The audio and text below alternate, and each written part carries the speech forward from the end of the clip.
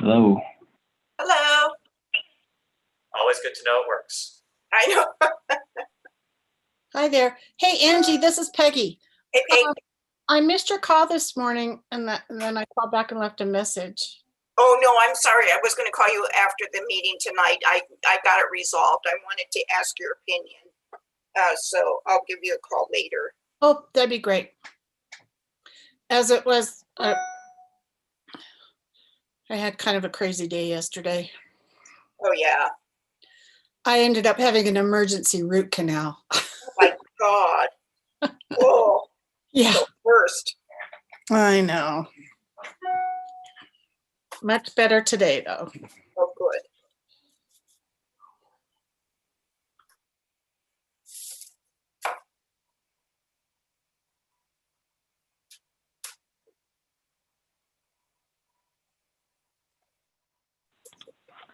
Is my audio coming through okay? Yes. Thank Loud you. and clear. Thank you.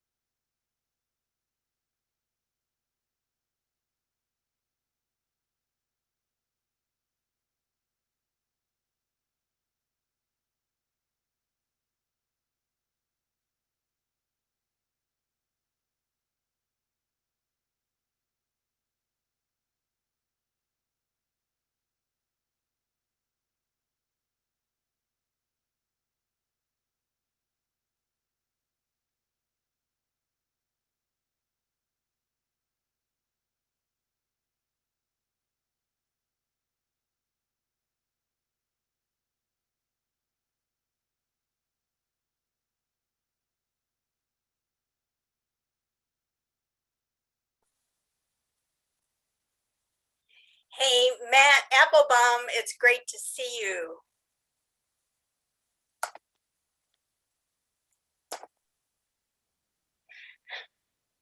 Good to see you, Marjorie. I'm not seeing anything but a shared screen. I see Matt, but should I be seeing more? No, I haven't shared everything yet. We'll be opening up to where we see everyone here in a minute. Nikki? But Lynn, a lot of people don't have their cameras on yet, I think.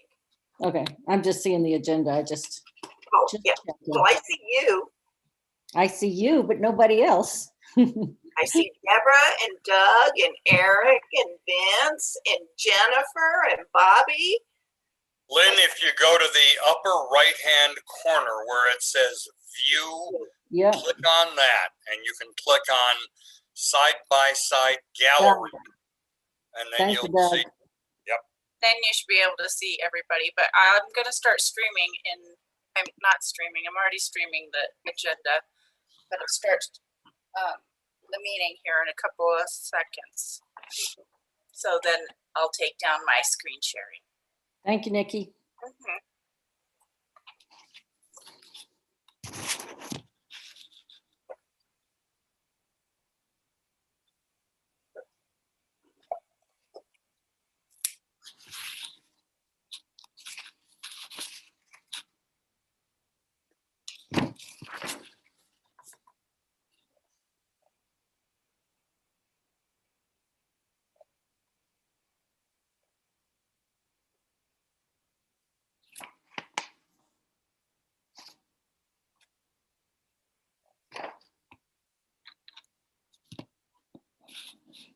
Nikki, do you know if we have everybody on?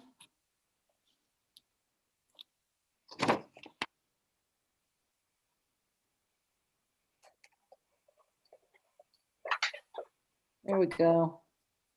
That's better.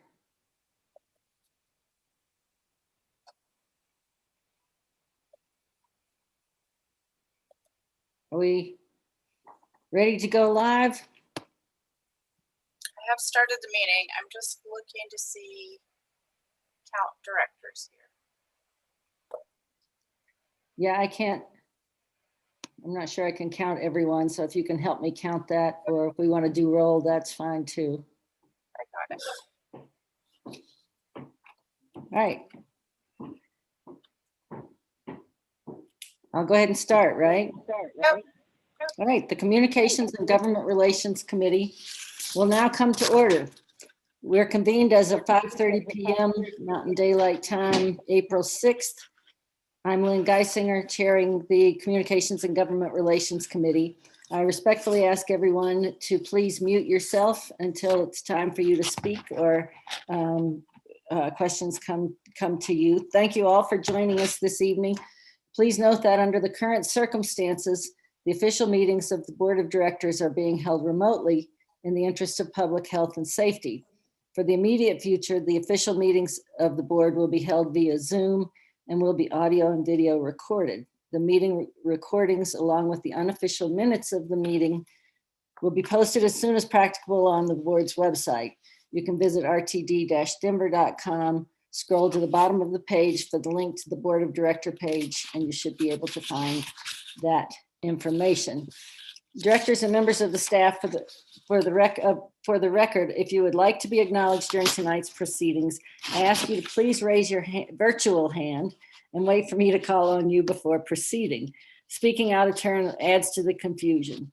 So directors and staff, if there's anyone participating by phone, you can also raise your virtual hand to indicate that you'd like to speak by pressing *9.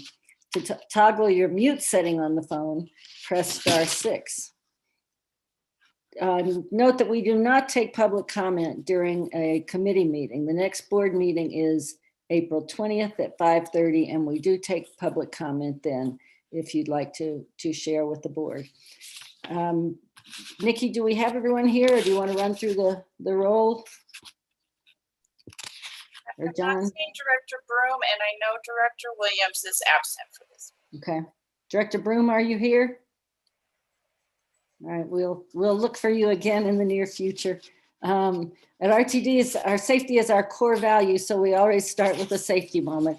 I am going to branch a little from my script here, but to get the same point across, get a vaccine.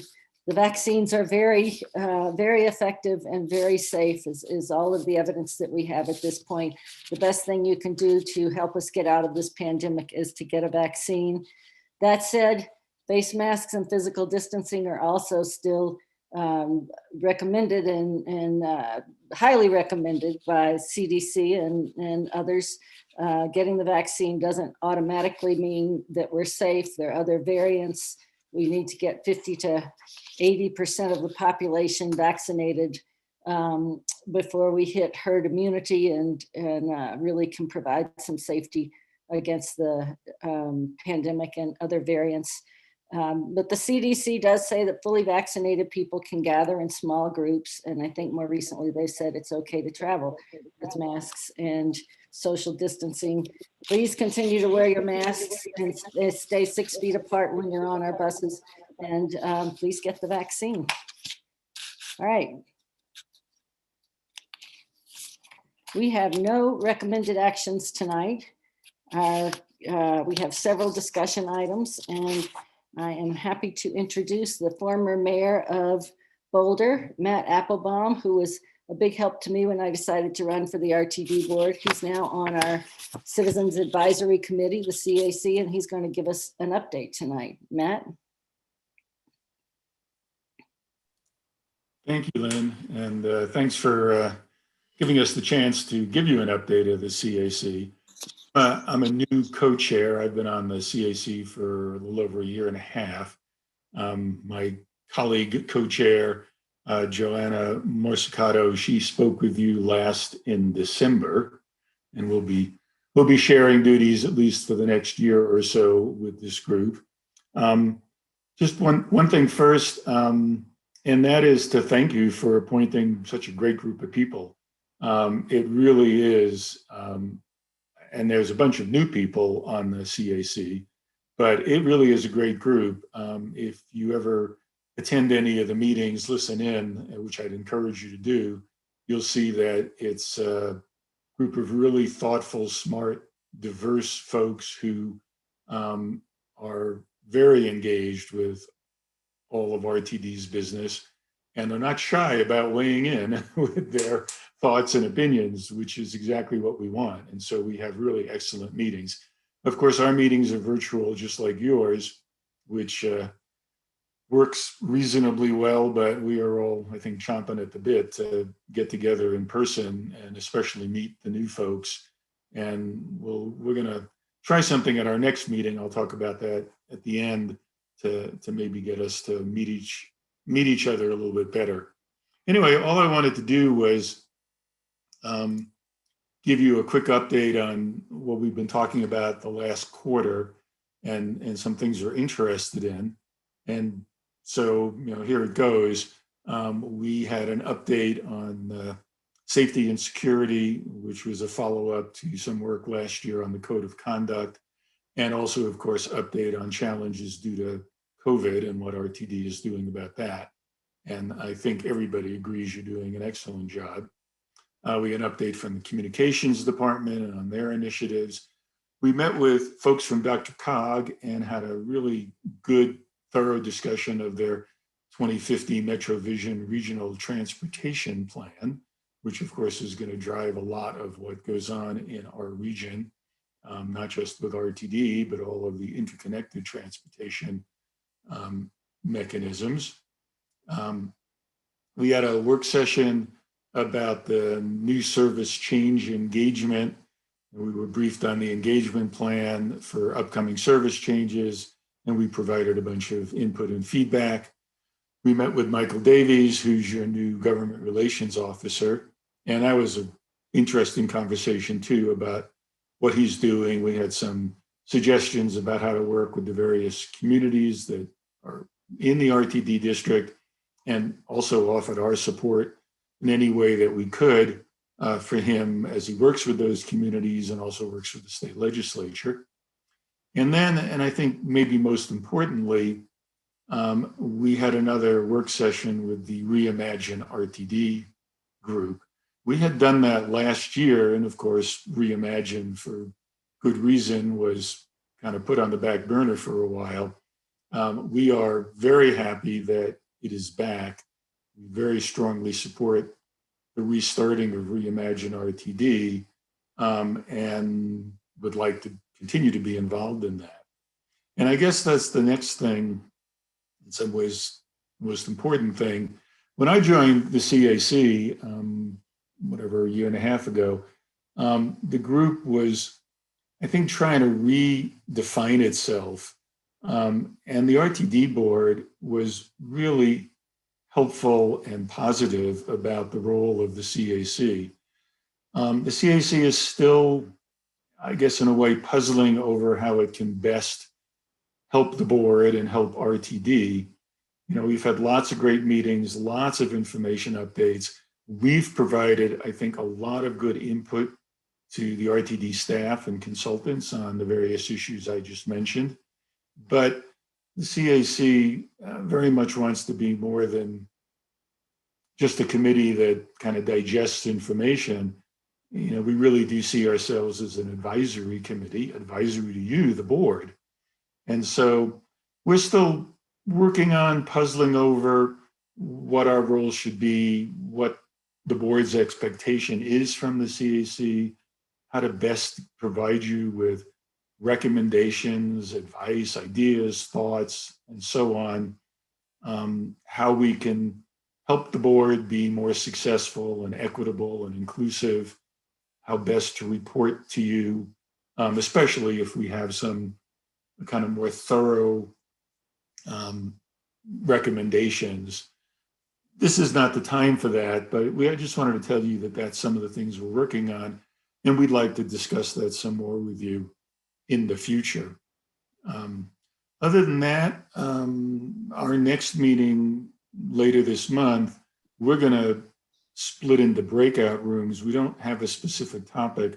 We thought it'd be really important for us to get to know each other better and to have a chance to talk to each other a little more thoroughly about some of these issues. So we're going to have smaller groups. We encourage you to join us at that meeting or any meeting if you can, even if it's just for a little while, so you can get to know us better and we can get to know you better. And again, thanks for letting us check in, and we look forward to doing so again, as well as really better understanding how we can truly be a citizens advisory committee to the RTD board. Thanks. Thanks so much, Matt. Do we have questions or comments? Any feedback for Matt?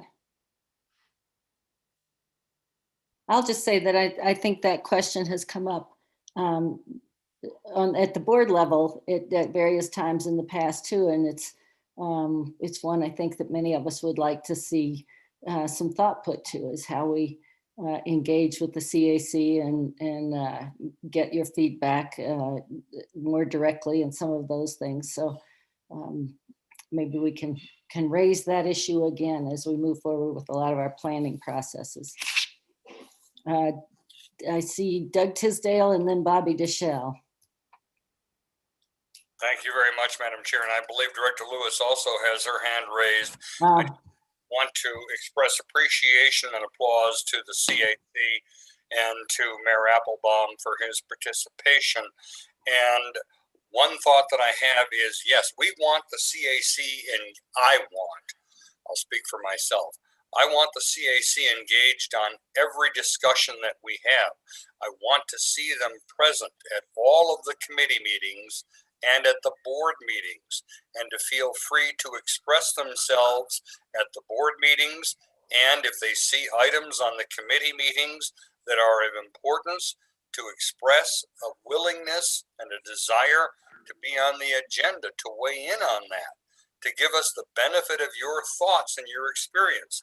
It is an advisory committee, and you can't very well advise if you don't speak. So we welcome that opportunity. I welcome that opportunity, and I would appreciate your doing so. And again, I thank you for your service. Thank you, Madam Chair. Thank you, Director Tisdale. Director Deschelle. Thank you, Madam Chair, and thank you, Mayor Applebaum, for the presentation. I think for me, something that would be helpful to know is a preference from the committee for us to come to you or for you to come to us. I'm a big believer in meeting people where they are, and to the extent people are more comfortable with having a set of directors or us coming to your monthly meetings, or if it's better for us not to be at your monthly meetings and have sort of a separate meeting with the chair, whatever that might be. Well, I echo Director Tisdale's need and desire to have you all present here and advising. I know that that's not always the most comfortable for everyone. I would want to offer myself, at least, to, and I'm sure others as well, to maybe other ways that we can get that feedback done and to hear from you all of what's best for you.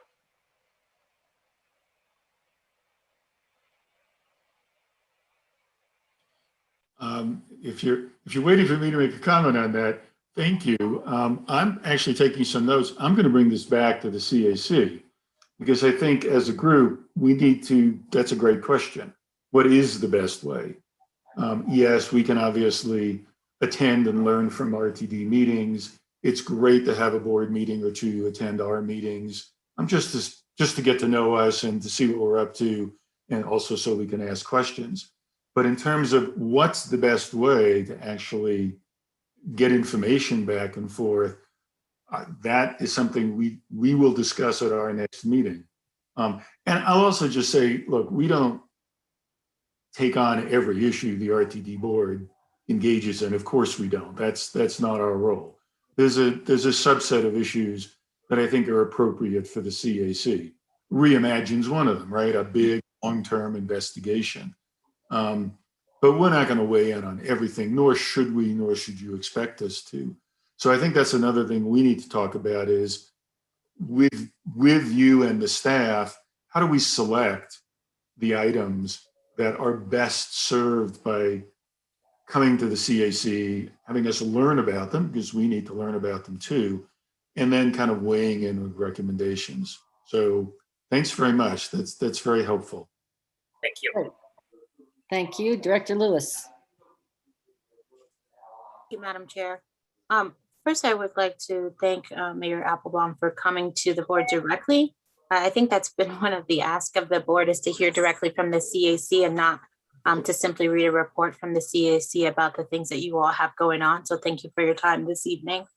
One of the things that comes to mind for me, and this might be captured in your notes as well, is we talk about the CAC in an advisory capacity, and it's of my own opinion that I think we might underutilize the CEC.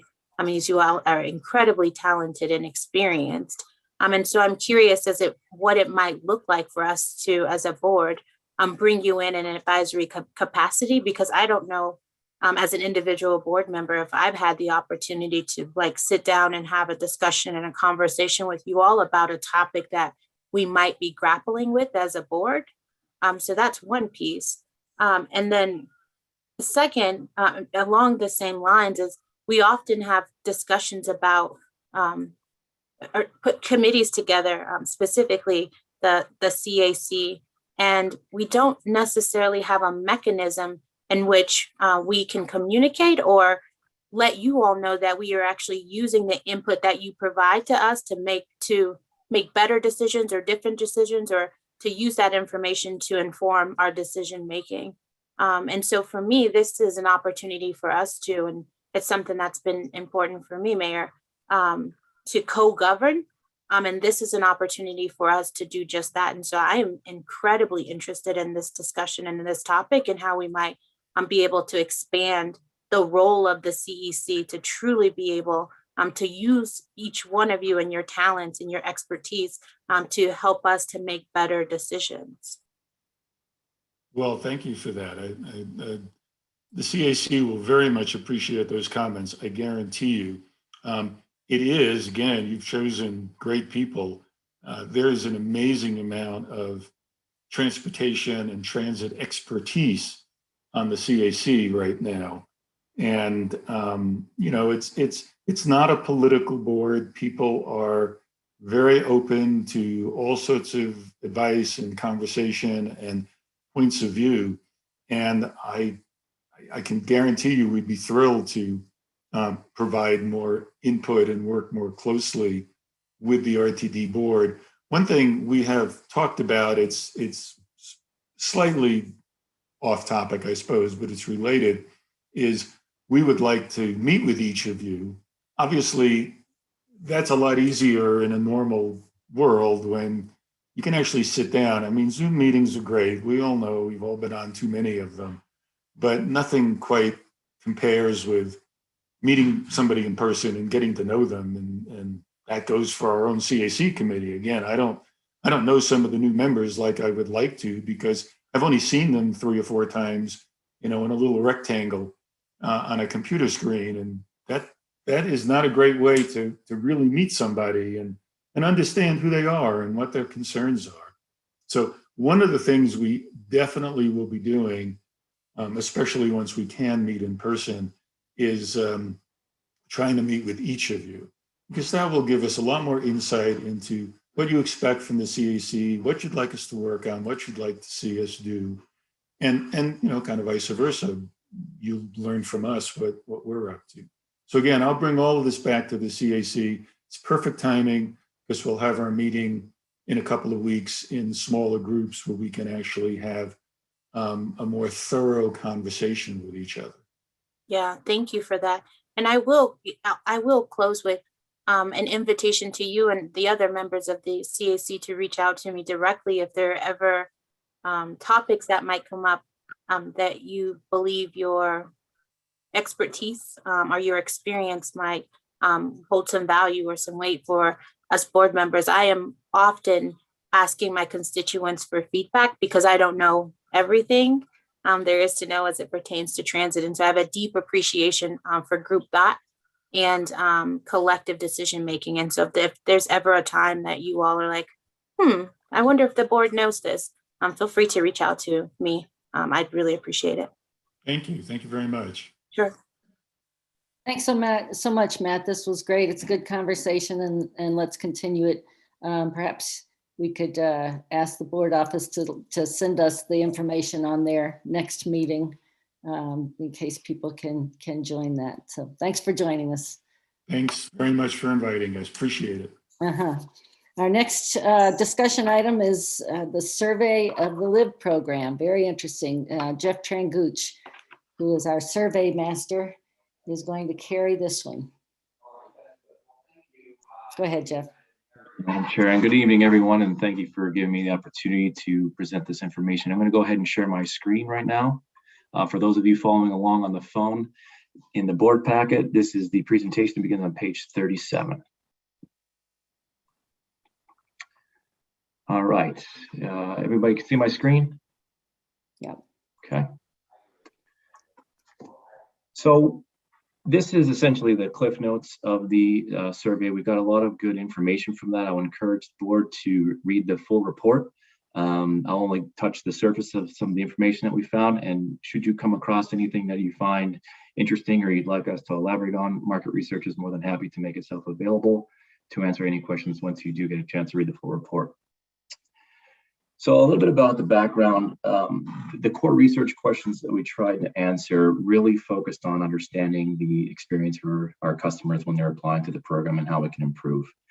This was the first survey that we have done with our LIVE customers. It's been around for, I guess, a little over a year and a half. So we didn't have any information, and we thought it'd be a good opportunity for us to find out how we're doing, get a temperature check, and get recommendations from our customers to find out how we can improve. So based off the 5 questions that you see here, we'll go into a little bit more detail and share some of the information in depth with some charts and graphs. Regarding the methodology, we conducted the survey last year in October, kept it over for a little less than a month, and we did it two different ways. And we did this to basically give our customers an opportunity to answer the survey any way they would like to. So we first reached out to our customers through email. About 80% of our LIVE customers have access, or at least they report an email address on file with us. We also used standard mail. We had their information from the time they applied. So we took advantage of having that information and sending out through mail. So everybody that had a mailing address got an invite, and everybody that had an email address got an invite as well. All survey documents, including the actual survey itself, the invite emails were both available in English and Spanish to accommodate limited English audiences. And we invited about 6,579 customers in total. And basically all of these customers had submitted an application within the previous 12 months and they had been approved. Now, not everyone got their LIV identification card. Mainly, most of those were just the picture that they submitted was not sufficient, so we had to reach out to those. But the majority, as you see there, 89% already had their card in their hands. So we received 930 responses of it initially. We gave everybody a unique ID so that we could track them, so we didn't have to ask questions about where they live or things like that. So after removing the duplicate IDs, we ended up with 886 responses, and that's about a 3% margin of error, meaning that any given percentage, we assume that the error involves about plus or minus 3%. So let's talk a little bit more about what we found out in depth. So how did our customers find out LIV existed? So we have a chart here displaying that our government agencies and our nonprofits are serving as a huge means of spreading awareness for this program. You see about 51% of our customers that took the survey said that that is how they initially found out that the program existed. Next, we have word of mouth from a friend or family member, and then the RTD website. But you see a huge difference there between the percentage of folks who said that they heard about us through the agency or, the government agency or nonprofit organization. How did they apply for LIV? Most did it on their own, about 3 and 4. Those that had an agency or nonprofit organization complete their application on their behalf, about 23%. And we did include a question there to get at who that agency was or who that nonprofit was. We just simply asked an open-ended question and coded the responses accordingly. And we found out that Denver Human Services was the #1 agency that assisted them with their application. Let's talk a little bit about their attitudes toward the application process. Again, this was a huge part of the survey, one of the main reasons why we just wanted to conduct it. The top 2 box scores that you see here are essentially taking the numbers of 4s and 5s. We asked each question on a 1 to 5 scale, 1 being the negative, 5 being the positive. And convention and market research is to take the top 2 responses and basically lump them together. So what you're looking at here are the people that are quote unquote happy. If this were a report card, we're probably a mid B to low B student. Not bad by any means, but not to say that there isn't room for improvement. We had 84% of our customers saying that they thought the difficulty of the application process was a 4 or 5, and 5 is very easy. So it's pleasing to see that. And then overall satisfaction with the LIV process, you see it's about 83%. So again, not perfect, but definitely positive and scores for that. Did our customers experience problems throughout the application process? About 14% did. 85% saying that they did not. So that was pleasing to see. Of those, at that 14% that said they had a difficulty or experienced some issue, it was around their proof of eligibility ID card, whether that was uploading the photo or their photo did not meet the requirements that we set forth. So how could we improve the application process? Well, kind of doing an exploratory approach, we just simply asked an open-ended question: what could we do to improve the process? And we got a number of responses from that. As you saw, most people were satisfied, but they still had recommendations. Once we coded those respondents into overarching themes based on what they wrote, we found that most of the themes revolved around improving communication. That is around the application requirements. What do I need? What types of documents do I need? Things like that. Their application status. So after I submit an application, what happens next, or where is it? Is it here, or is it there? When can I expect a response? Things like that. And then lastly, just the general details of the program. How much is the discount? How long does the proof of eligibility ID card last? Things like that. And lastly, one other theme that came up was that customers said they had some difficulty locating the application either on our website to take them to Peak or actually on the Peak website itself. So again, not everybody's saying this, but these are the major themes. So we report them here just to kind of give a glimpse of what our customers thought as a recommendation. What about those that never used RTD before LIV? So we just asked a simple question prior to enrolling in LIV, did you ever ride RTD services, even if it was only one time? And 93% of our respondents said that they had used our services, about 7% said did not, and then 1% not sure. Now, it's difficult to say whether or not that 7% that said that they didn't use our services started using our services because of LIV. We cannot make that that connection. It may be that they're new to the area, or it may be because of LIV. We don't know that for sure. So I just want to get that caveat out there. With regard to the current selection of ticket products currently available through LIV, we just asked a simple question: how satisfied are you? And again, using a scale from 1 to 5, where 1 is negative and 5 is positive. Top 2 box scores tell us about 3 and 4 customers are quote unquote satisfied. That is a 4 or 5 with the current products that are available through LIV. So we kind of gave our customers an opportunity to tell us, okay, all the products that you can have available with RTD, which one do you think you would most likely use if it was available through LIV? And we also included those that are currently available through LIV, just to kind of give customers a sense of, okay, if you could choose anything you wanted, what would that be? And the chart on the left that you see is just everyone in general. The chart on the right are the customers that said that they were dissatisfied with the current selection. That is a 1, 2, or a 3. And what you'll see here is that the monthly pass being number 1, but once you look at monthly pass on paper, monthly pass on the mobile tickets app, if you add up all of those, we have 32% of our customers that are dissatisfied with the current selection saying that they would want to see a monthly pass, followed by the day pass at 28%.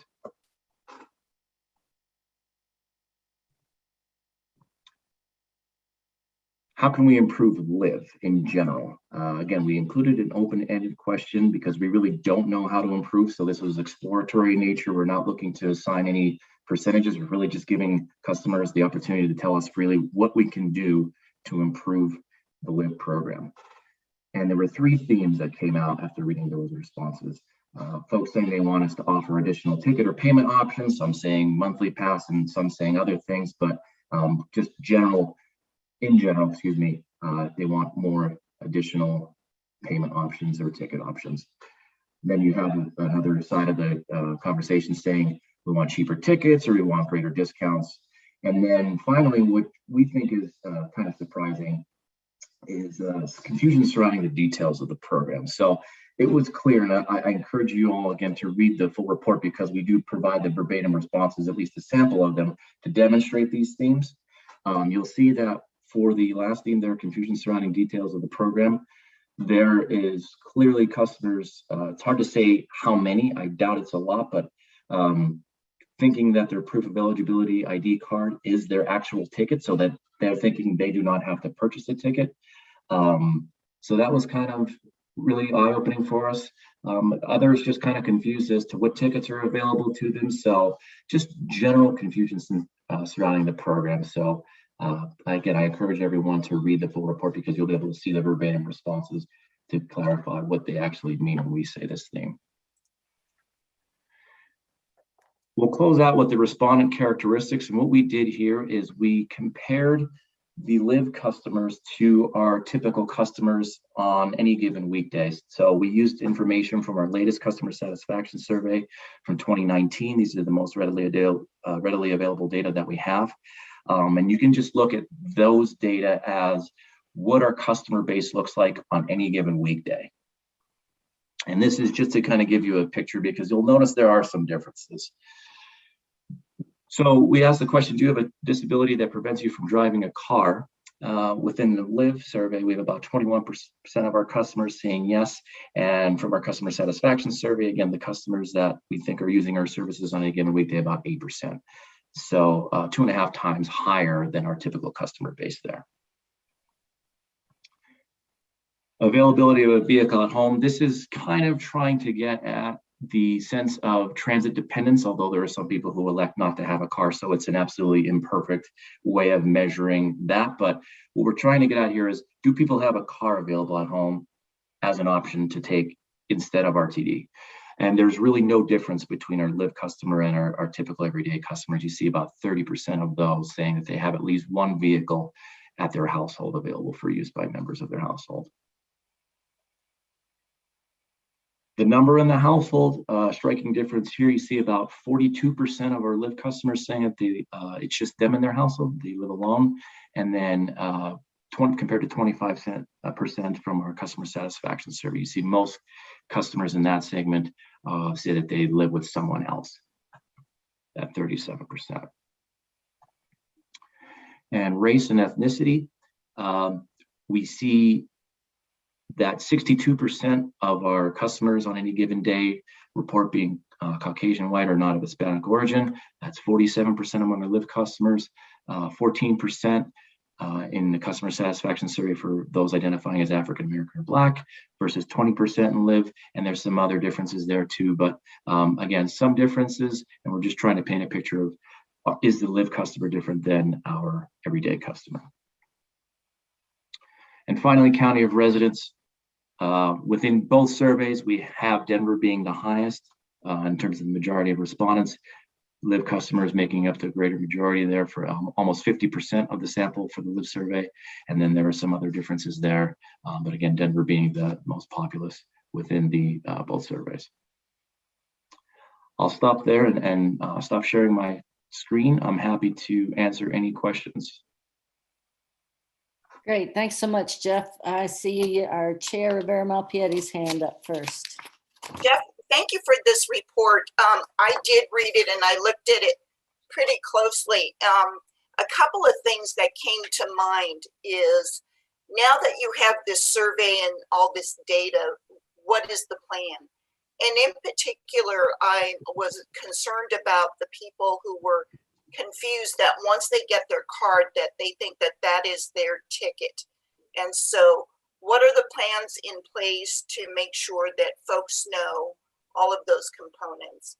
And the last thing is, why, when people's photos are not taken, what is the number one reason why they're not accepted? Those are my three questions. Thank you. Thank you for that, Madam Chair. I just want to make sure I got to, what is the plan after the survey?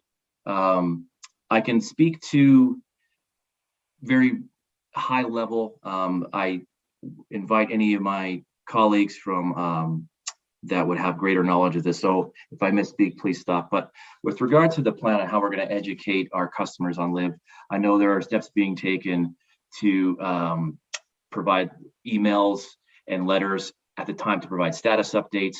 I know that we're also working on improving communication around the requirements and things like that. As far as the actual, what is the number one reason for the photo not being accepted, I wouldn't have any knowledge of that other than just saying that it came out in the survey. But I don't know if it's people wearing hats or things like that. I don't know if there's anybody on the call that would have any other working knowledge of that. But I see Pauletta's got her hand up. Well, if I may, Madam Chair, a couple of things as we talk about where we're going. The whole intention of the survey is to assess people's perceptions and attitudes relative to the program. So upon doing the analysis, it's helped us to make informed decisions about how to leverage the program and enhance it. And in working with the acting CFO and members of his team and having conversations, one thing that I was able to glean as we went through this process, working with our partner agencies relative to the photographs, oftentimes it was just not clear. And there's a myriad of different elements. So in reference to us going forward, leveraging the individuals at these entities in which we're partnering with to take pictures, providing those parameters, because it gives us an opportunity to enhance as we go forward. So relative to us doubling back and ensuring that we have things in place to make the program more accepting and be able to work through the pain points in which we discern, I believe will chart us on a path going forward. So this was the first step to enable us to understand what those pain points were so we can make informed decisions. Thank you. Thank you. Thank you. Did you have something to add, Ms. Tanelis? Yeah, all I would say is related to the photos and what the problems were with photos and why they had to deny them. It was things like people who were wearing hats, Jeff mentioned that, or the clarity of the picture, or the standards where you could actually, see the person and identify that person. So it was really more quality oriented and not meeting the specs of what the program requires. Thank you. I'm not sure, Jeff, Chair, did Jeff answer your questions? Pretty much. I mean, I think that this is a fluid document that we're working on together. And I'm always concerned about language barriers and assumptions that people know how to utilize social media and platforms that we're using so that it doesn't exclude anybody. But I looked at all the nonprofits working on this, and I think that that's great. But I think communication is still the #1 issue of concern for me. Thank you. Thank you. Director Deschelle. Thank you, Madam Chair. I have a couple questions, but I will only ask one and then let Director Broom take a couple bites at the apple and come back if I may.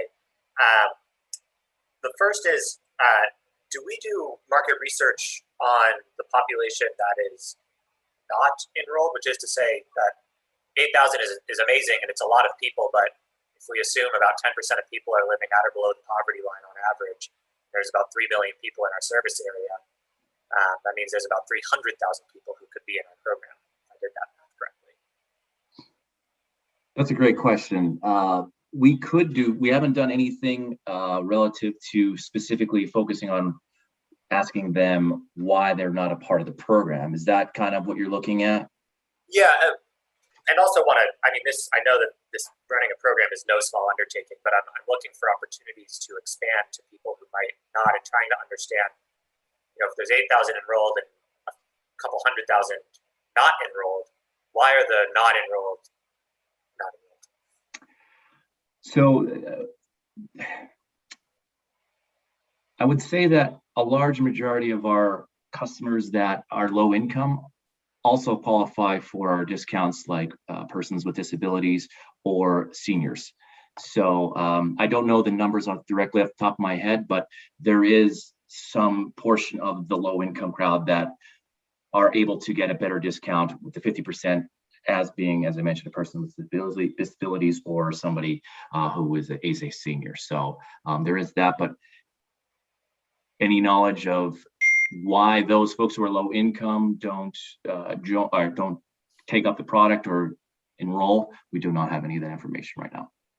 Got it. And then I noticed on our demographic information that biracial or multiracial was not an option. Is that was other just used as a placeholder, or is biracial or multiracial an option for folks on surveys? Other was used as a catch-all, and I'll admit that we are going to change that question in the future. We'd like to match what the census does. So the census breaks down ethnicity as a separate question and then race as a separate question. So the census basically asks a qualifier, do you identify as someone as being Hispanic or Latino origin? And then the follow-up is everything else underneath that, like race. So we're going to do that. We kind of have it muddled together now, so it's not really the best way to measure it. So I would say in the future, we are absolutely going to change that. Great. And then the last question, I apologize, Director Broom, is I noticed that an annual pass similar to the Eco Pass or the Nico Pass or the College Pass that other populations are afforded was not looked at, was not offered as an option for people to choose from for something they'd like. Was there any reasoning behind that? I'm sorry, you were breaking up a little bit. Could you repeat it? I heard past programs, but that was it. Yeah. Is there a reason that an annual pass option was not included as something that people might want? When you say annual pass, are you referring to something like a business eco pass or anything like that? Correct. I don't know if I have a good answer for you other than we simply looked at tickets that we could introduce to anyone through the program that currently weren't available. I mean, as a business eco pass, I don't know what, I don't want to speak for the folks on the ticketing side. We agreed on that list. That was the ones that they were most interested in gaining information on. Got it. All all I have. Thank you so much. I really appreciate it. And thank you also to the LIV team who does this day in and day out. Thank you. Director Broom. I think you're muted, Bob.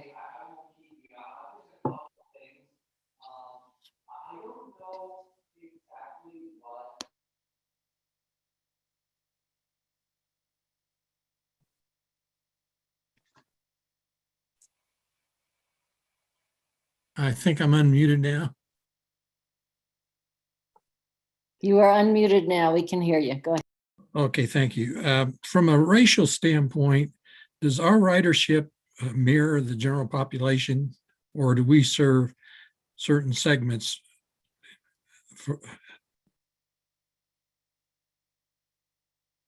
in more preponderance? It's a difficult question to answer because, as I mentioned, the way that we ask it is separate from what the census asks. So the census asks the qualifier to get whether or not the respondent identifies as being Hispanic, and then they ask race after that. Ours is kind of muddled into one. So for us to do a direct comparison to the census, which we know we have data from that, we can look at the American Community Survey, which breaks it out. We approximate our district. We wouldn't be able to do a one-to-one comparison. I believe the latest estimates that we gathered was last year, something like 82% of residents within the Denver metro area. That's looking at the Denver, Aurora, Lakewood metropolitan area and the Boulder metropolitan area. Approximates about 82% of our residents identify as being Caucasian, and the 22%, or excuse me, 82% being not of Hispanic origin. But we wouldn't be able to make a direct comparison because of the way we asked the question, which is why we're going to change it in the future. Okay, thank you. Director Lewis. Thank you, Madam Chair. Jeff, if you could remind me, originally when we set out with the LIV program, what were the goals in terms of the number of folks that we wanted to get approved into the program? I wouldn't know the specific number. I believe we had it anticipated about a 5% take-up rate in the first year, but I could be wrong. I don't know the approximate number. Okay, I would be curious of that, to Director Deschelle's inquiry about the number of folks who are participating currently and approved into the program. I also recall from earlier conversations that there was going to be a position that was hired specifically for the LIV program to get folks enrolled. And I know the position was put on hold due to COVID. And I was curious if there had been any updates in that regard, specifically as there are comments in this document around our unhoused folks. And that was a gap that we were hoping to be able to address. I don't have any knowledge of any updates on that. If anybody I will take that question. Thank you, Mr. Tranguch. Deborah Johnson, General Manager and CEO, recognizing that there were decisions made relative to shoring up the funding, or the budget, I should say, for fiscal year 2021. As we assess our path forward and recognizing the comments I provide to the chair of the board relative to her increase, this is helping us to inform decisions as we assess the program and go forward. So to your question, Director Lewis, that is something that I can look at and take under advisement as we make informed decisions about how we staff accordingly to meet our core business needs. Thank you. Thank you. Another question for you, Jeff. Regarding the nonprofits specifically, I remember distinctively that the nonprofits had two main concerns that they had hoped to be addressed. The first one was the administrative burden to the nonprofits to get their clients registered in the program. And so I was curious if that had come up at all. Or let me step back. I'm curious if you all inquired with the nonprofits what their how they might have been experienced in the program. For purposes of this survey, we did not engage the nonprofits. That's certainly an area we could explore in the future, but we don't have any information from the LIV survey itself that would give us any direction on to your question. Yeah, sure. I would be interested in it as it had come up quite a bit, that administrative burden piece. What also came up when we were having the discussions with the nonprofits was around our undocumented nonprofits that might work with undocumented clients, specifically around the photos. I mean, it sounds like there's been some movement in that regard, but I'm just curious if that's an ongoing concern, and if that might be an unknown barrier for some of the folks who might want entry into the program, but might have some concerns around their status here in the U.S. We don't have any information. I don't recall any open ends about folks saying anything along those lines. The survey was confidential. We didn't ask for any personal information, but we did have that information connected to the unique ID that was at the top of everyone's survey. But we don't have anything there that from the survey. Okay, and then I'll conclude with on packet page 21, there's a number of questions here, or comments, excuse me, under offer cheaper tickets, greater discounts. And I do remember the discussion being, while I wasn't on the board, the discussion, there being a lot of discussion around the 185% of the federal poverty line and 200% of the federal poverty line. And I wonder if there's going to be an opportunity to revisit that as we see that even with these significant discounts that folks are still struggling with this fare.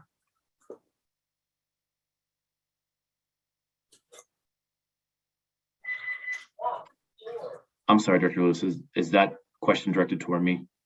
If you have the ability to answer it, but if not, I'm happy to hear from someone else.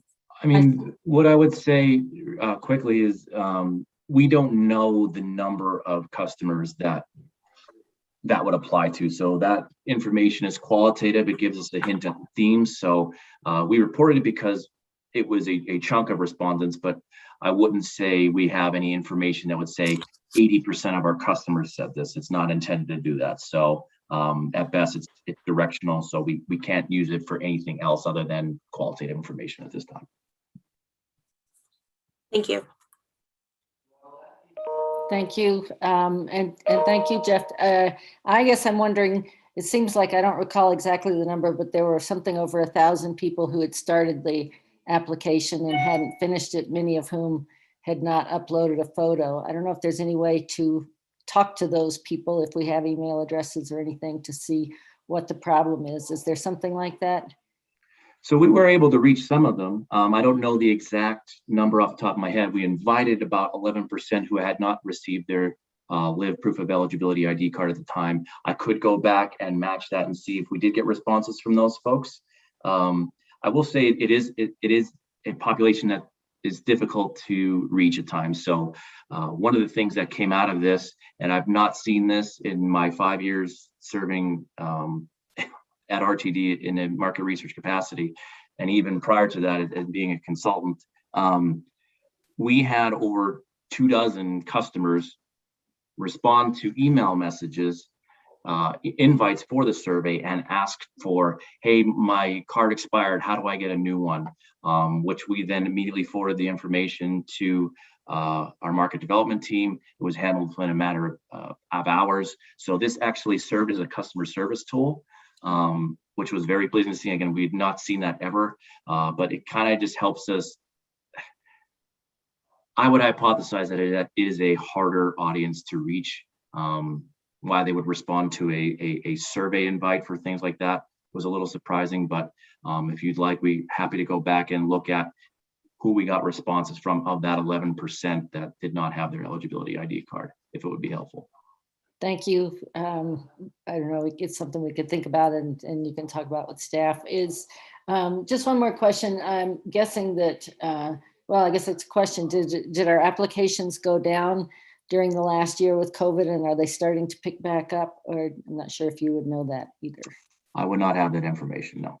Okay, be worth looking at. Thanks so much, Jeff. Good work. Appreciate when you bring us these surveys. Thank you. I believe next we're doing the communications report. Ms. Tanulis.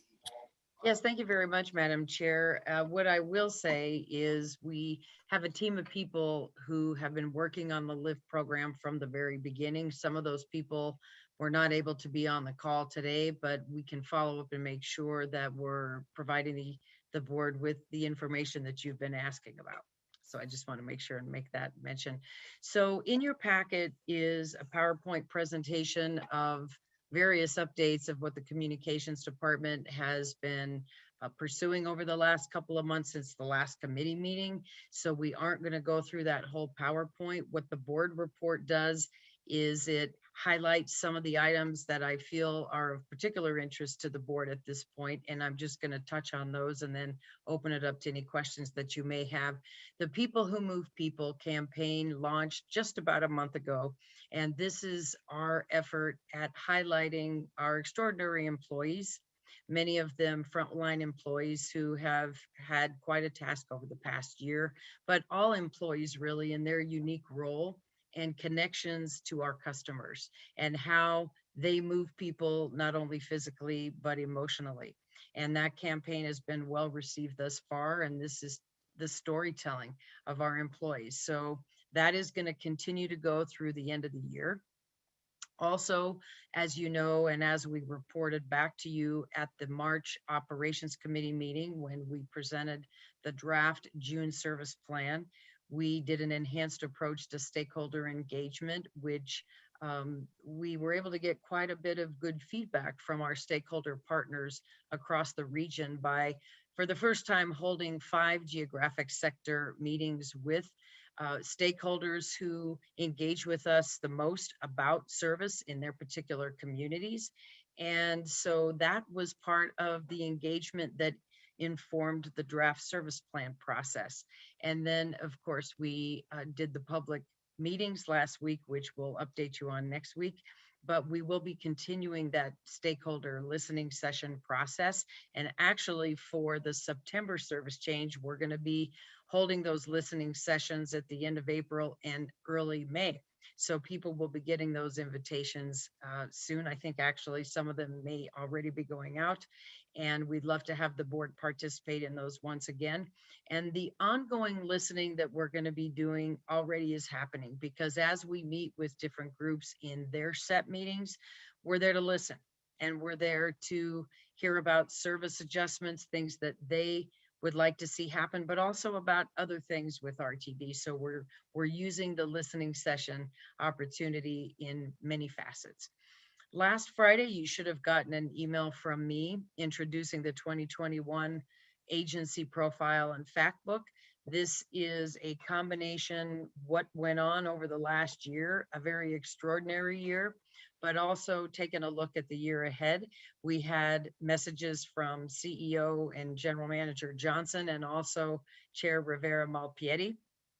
And this is primarily a digital document. It's available on the RTD website.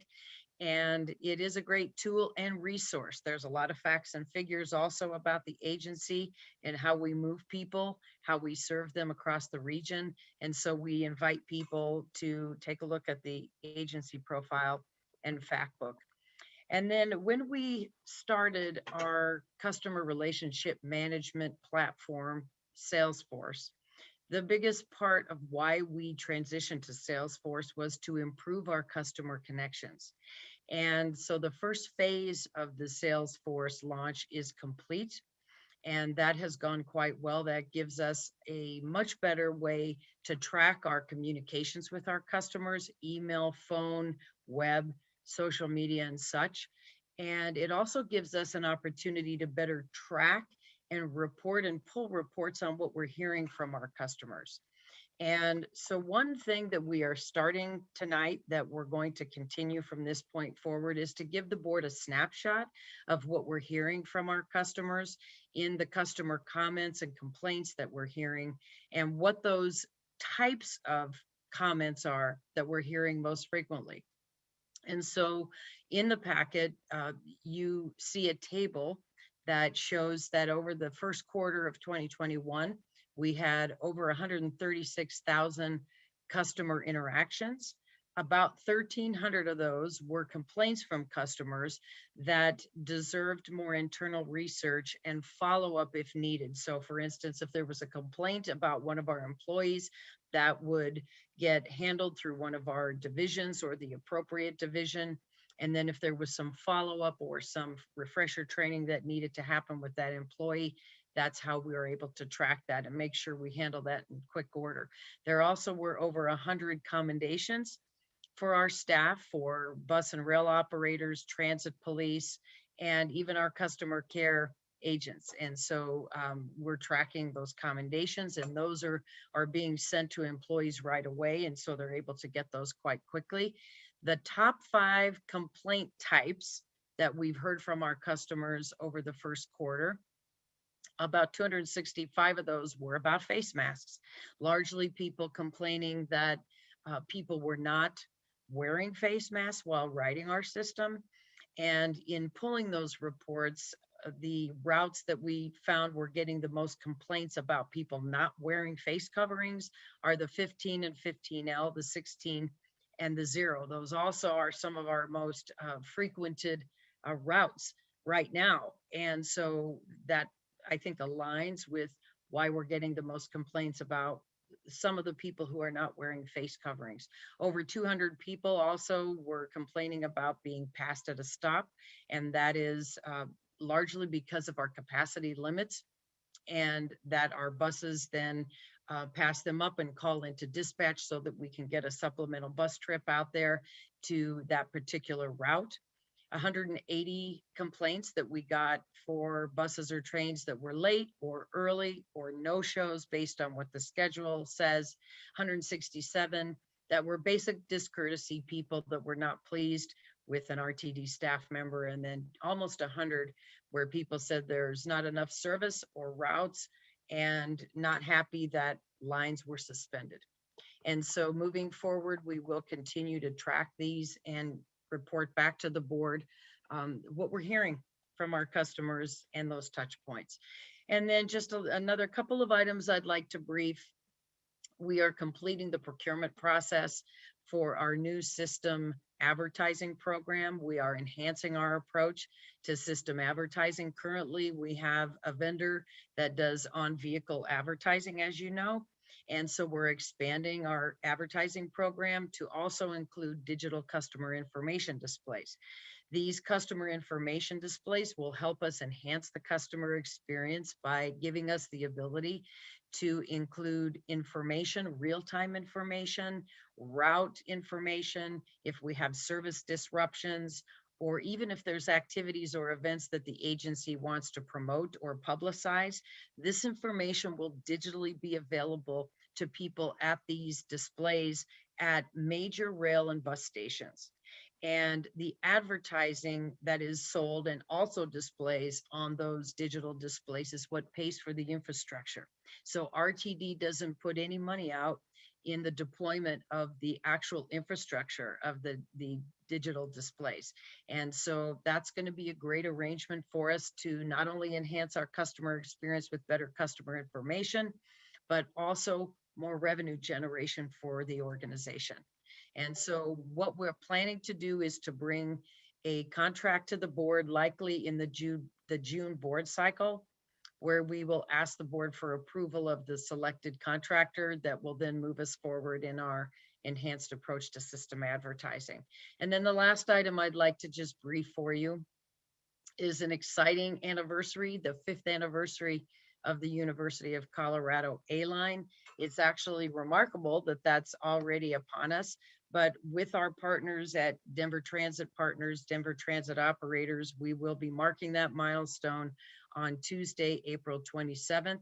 The board will, of course, be invited. We'll be doing a press event at Denver Union Station on that morning at 10 a.m. And then our Denver Transit partner and operator partners will be hosting you at a visit to the commuter rail maintenance facility and be able to give you an opportunity to engage with the Denver Transit partners and operators boards. And so you'll be getting more details about that. So that hits the high points, Madam Chair, and I'm happy to answer any questions. Thank you very much. That's great. I see a question from Director Tisdale. Thank you very much, Madam Chair. Appreciate that. And thank you very much for your report, Ms. Tanillis. It's an excellent report, as always. Something struck me in packet page 71, where you address the University of Colorado A-Line 5th anniversary.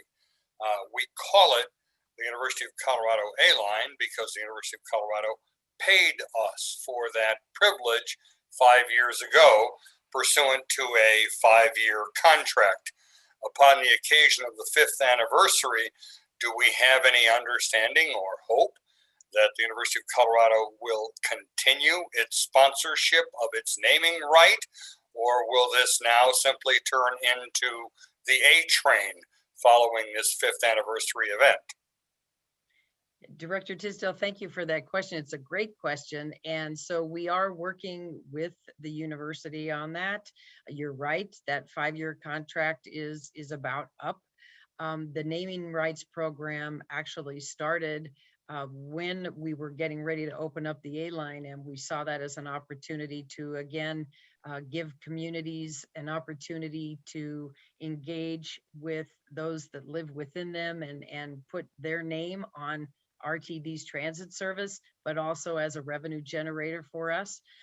We will be keeping the board apprised of how that program moves forward. We have not had any other serious developments in terms of companies that are interested. We have had a few that have expressed interest of late. And so we will be giving the board an update soon on that. But thank you for that question, and we'll follow up. Thank you. Great. Director Cook. Yeah, thank you. Thanks for this information, Paulette. I really appreciate it. 2 things. One, on the customer complaint or contact snapshot. That's useful, and I can imagine it's useful internally, just verifying that you provide that information as well to the staff members whose areas encompass those areas of concern. Is that true? Yes, so what we can do, and again, because this reporting and the monitoring is fairly new in how we're reporting this and able to pull information, it's a fantastic system that gives us that availability. What I'm hearing from you is that you would like to know more about what's coming from your area. And so I can definitely work with Will Adams. Will is actually on the call. He is our senior manager of customer care, and he may be better to answer this than me. So Will, are you able to? Actually, Ms. Tanillis, that's not what Director Cook was asking. Yeah, that's correct. Thank you, Ms. Johnson. I was wondering whether the information is also used internally to, to the extent it suggests, some change in operation or improved communication or something like that. Are you able to, is that part of your new system? Absolutely, and I'm sorry for that. Yes, absolutely, and sorry for that. That's the very intent of it. And so what the customer care team does, and I mentioned that there were like 1,300 customer complaints in all of the 136 plus interactions that we had in the first quarter. So the very intent of that is that we loop back with the division that is applicable to that particular person where there was a complaint, or if it's not even just an individual, but maybe an agency complaint, so that we can follow up on that and make that aware to the relevant people in the organization with the very purpose of continuous improvement. And so given that we're now just starting to look at how we can best utilize this information, that will be a great tool for us moving forward. I figured that. I just wanted to verify. And the second thing is, I don't need it tonight, but on page 74, you had a breakdown of the EcoPass outcomes so far. Would you mind providing that with percentages? I couldn't tell what the total number of EcoPasses were that were out there to calculate, for example, how many appear not to be renewing at this point and so forth. So if that's easy for you to get to us, that'd be great. Yeah, absolutely. We can definitely follow up. We have seen some better movement with our EcoPass clients that are renewing. There's still quite a few we're doing outreach with and trying to find ways that we can make it amenable for them to continue in the program, but we'll look at getting that information. Okay, thanks so much. Thank you, Chair. Thank you. Doug, do you have another question or is your hand still up? Madam Chair, my hand is still negligently up. It is now lowered. All right, we'll accept that. Great, we are at our last discussion item of our first meeting here, the government relations report. We're doing it a little bit differently tonight. We have all our lobbyists and public affairs team on teams on here to answer questions, but our report is coming from our new government relations officer, Michael Davies. Yes, thank you, Chair and members of the board. My name is Michael Davies, Government Relations Officer. I'm going to give a quick summary overview of the government relations report in your packet. To start, at the federal level, Congress has mostly been focused on passing the American Rescue Plan. This was the third of the COVID relief funding packages that came out of Congress. This bill, American Rescue Plan, provided about 30.5 billion to transit. 26 billion of that will go through the formula program that was similar to CARES and CRISA. FTA has put out apportionments, and then this last Friday held a webinar providing guidance to transit agencies nationwide to understand further how agencies can draw down that funding. During that webinar, they did express that the way that funding is drawn down out of CRISA versus the American Rescue Plan will be different. So FTA will be putting out new guidance for the American Rescue Plan specifically, and it had to do with the language change on how you use that funding with regards to payroll and operations, and that being the focus for FTA. Moving on at the federal level, I want to highlight that it appears that Congress is going to move toward infrastructure as the next large package that will move in Congress. On March 31st, President Biden did introduce an outline of his infrastructure proposal. That proposal was 2.25 trillion total. Of that 2.25, about 621 billion is for more traditional infrastructure, surface transportation, airports, etc. And so we'll be engaging with our congressional delegation closely as that package hopefully moves its way through Congress.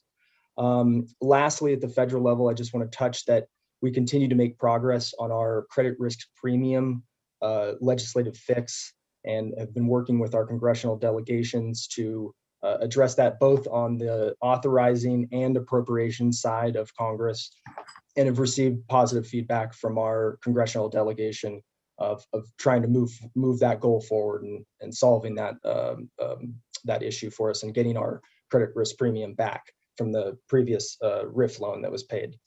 Moving on to the state, as the board knows, RTD worked closely with the Accountability Committee and with our transit union on House Bill 1186. And of course, the board took a support position on that. That bill did pass on third reading today out of the House with a vote of 38 to 24 and 3 excused. And so we'll, of course, keep the board up to date as the bill moves its way through the General Assembly. Also at the state level, I just want to highlight the conversation around the state transportation funding proposal that was put out. There's no legislative language on this bill yet, and it's at this point it's high level talking points that outlines exactly what the General Assembly is thinking there. That's a $3.9 billion package, and that funding is then split into largely 4 different pots of funding that address different issues. On the transit side, you could assume that things like funding for multimodal or funding for things that help air quality could be possibly available for transit funding. But we will of course keep the board up to date and hopefully when we see legislative language on that, provide a summary to the board. And then just lastly, at the state level, we're of course tracking all of the bills that are moving through the General Assembly at this point. And inside your packet, we've provided a tracking chart on several bills that we're paying close attention to. I'm not going to go through all those bills, but just wanted to let you all know that we will be providing an updated tracking chart weekly and sending that out to the board to keep you apprised of all the bills that we're paying attention to. And then just lastly, at the local level, 2 quick points. Again, with regards to the state funding plan, we have been monitoring what municipalities have been saying largely and what their advocacy has been on this. In particular, the metro mayors have been very active and put out a specific advocacy plan. And so we're monitoring what they're advocating for at the state level there. And then just the last point on the local level, RTD did work with the communities up in the northern region with regards to the N-Line promotional fare pilot ending, and that ended on March 27th. And so we worked with them on how we're communicating that change to customers. And so with that, I'll end and happy to take any questions. And as you mentioned, our contract advocates are on the line and can add in any details I missed or answer any questions. Thank you, Michael. Any questions? I see Director Deschelle, and then I see Director Broom and Director Cook. Thank you, Madam Chair. Thank you, Michael, for a great presentation, and thank you to all of the rest of the government affairs folks who are on the line tonight. There's one governmental agency or quasi-governmental agency that regulates us that I noticed was not here, which is the PUC. And I'm curious what sort of government affairs type work we're doing in terms of intervening or not intervening as it relates to thinking about the future of transportation, making sure that bus incentives are, electric bus incentives or electric fleet incentives are included in Excel's plan, thinking about what does the future of upgrading substations look like. Well, I know we have not made any sort of commitment or indication on electrification. It'd be great to sort of keep tabs on that to make sure that whether it's electric or hydrogen, I don't think that natural gas and oil is really the future in the long term. So making sure that we're sort of monitoring that.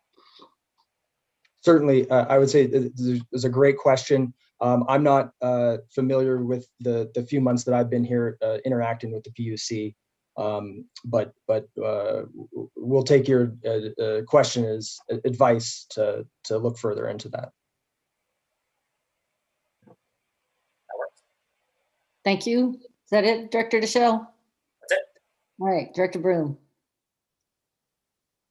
Thank you. Did I unmute?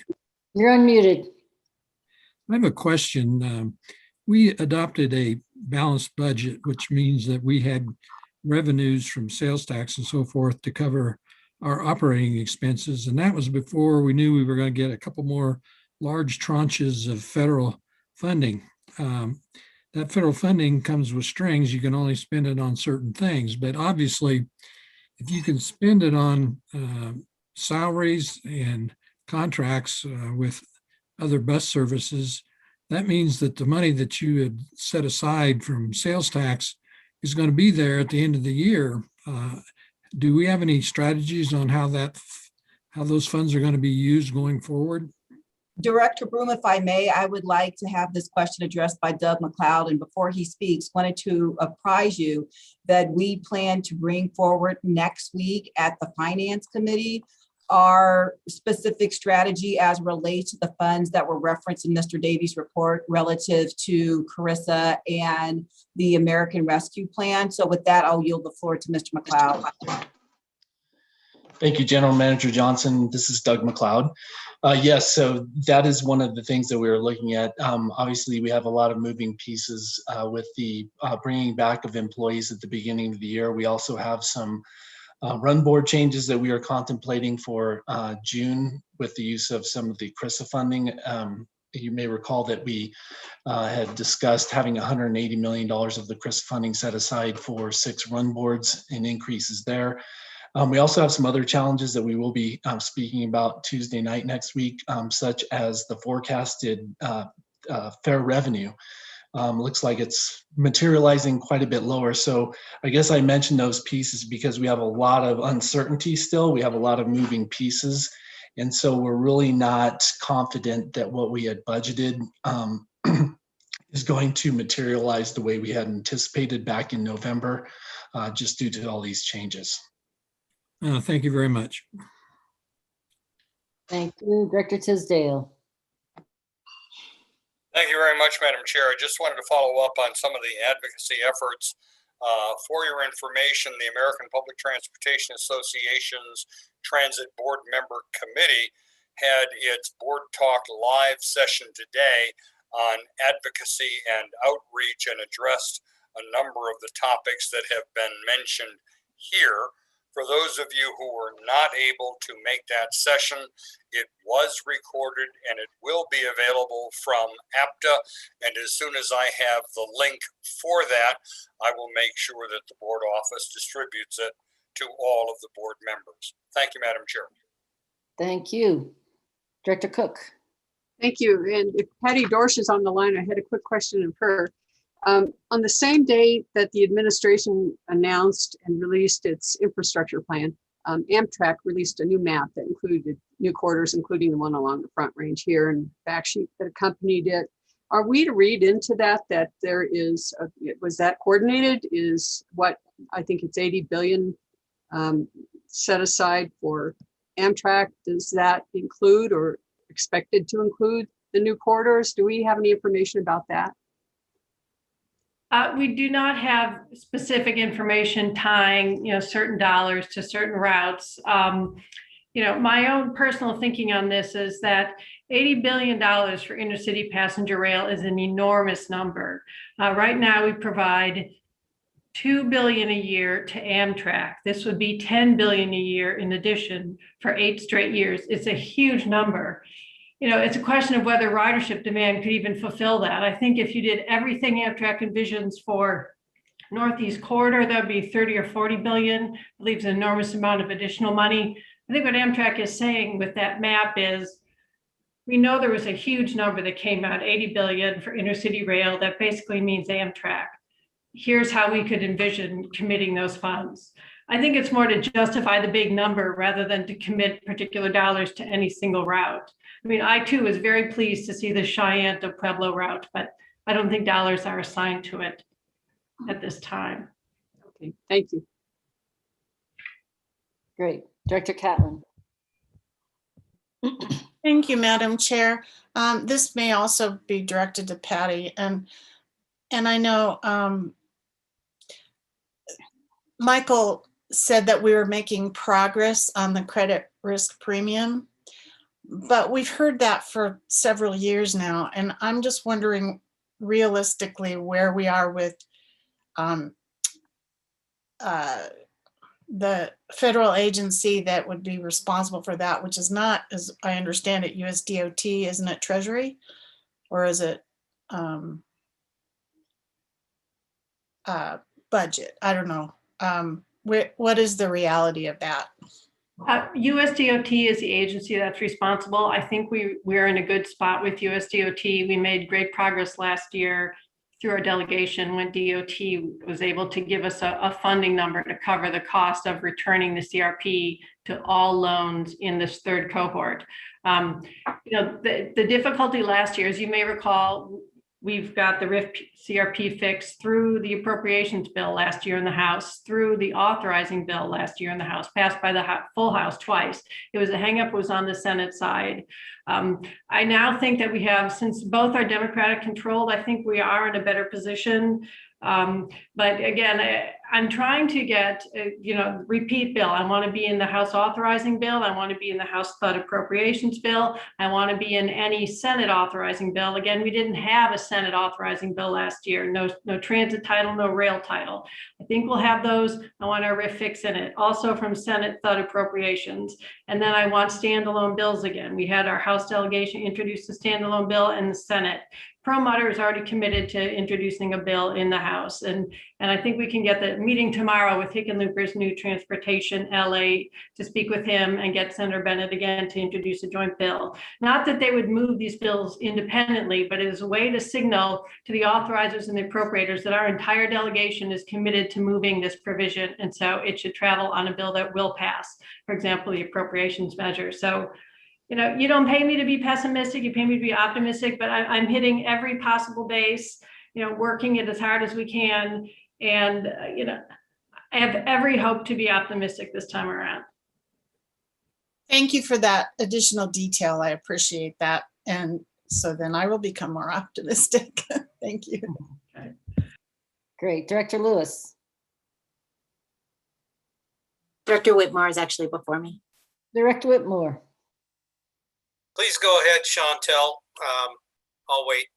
I need a little more time. Thank you, Director Whitmore. I just have maybe 2 questions and maybe a comment, or maybe 2 comments. We'll figure it out as we go. On packet page 79, at the very end, Michael, you spoke about the inline promotional fair, and in the very last sentence, it reads that the government relations staff was among, or relations was among staff, providing information to inline stakeholders who were interested in exploring options to maintain a local fair along the whole inline. And so I had 2 questions about that. My first question is around the data that we would have collected on the inline promotional fair. I know you all sent some information out last week, and I was curious, or last month, last month, and I was curious if that information was being used to inform how the stakeholders along the inline might be able to maintain a local fair. That's the first piece. And then the second is if that would be extended further, because we talked about this in terms of our fair zones. And so if that would be, if that conversation would be extended to maybe some of our bus routes or some of our local routes. And so I'm just curious of those 2 things. Director Lewis, if I may take that question, sure. Mr. Davies, if you don't mind yielding the floor. So Mr. Davies was in support of me in reference to meeting with various constituencies as it related to the inline promotional fair.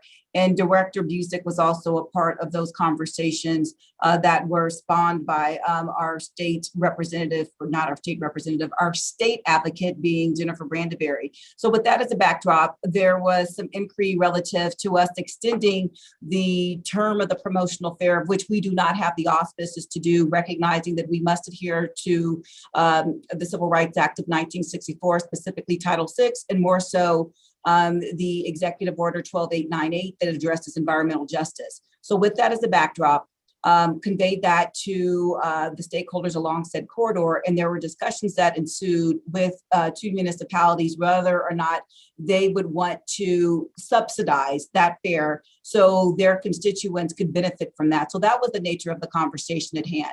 At this juncture, that conversation hasn't gone any further, and recognizing that once I examined the situation that was before us, recognizing that the inline was open during the course of the pandemic, that data in which you all received relative to the inline basically took a snapshot of people's willingness to support the regional fair. However, in reference to using that to do anything else, it did not speak to the aspects that should be captured when you do a survey of that nature relative to a fair equity analysis, relative to no demographic information regarding income level, nor one's race and or ethnicity. So with that as a backdrop, that led to me convening a cross-departmental functional team, whereby we're going to look at fair equity across the district, as well as a study that will enable us to have a basic set of facts, a common set of facts, as we move forward, recognizing when you do a fair equity analysis as prescribed by Title VI, you need to have your data set within a 5-year window. The last time we collected information to be utilized for that effort took place in 2015.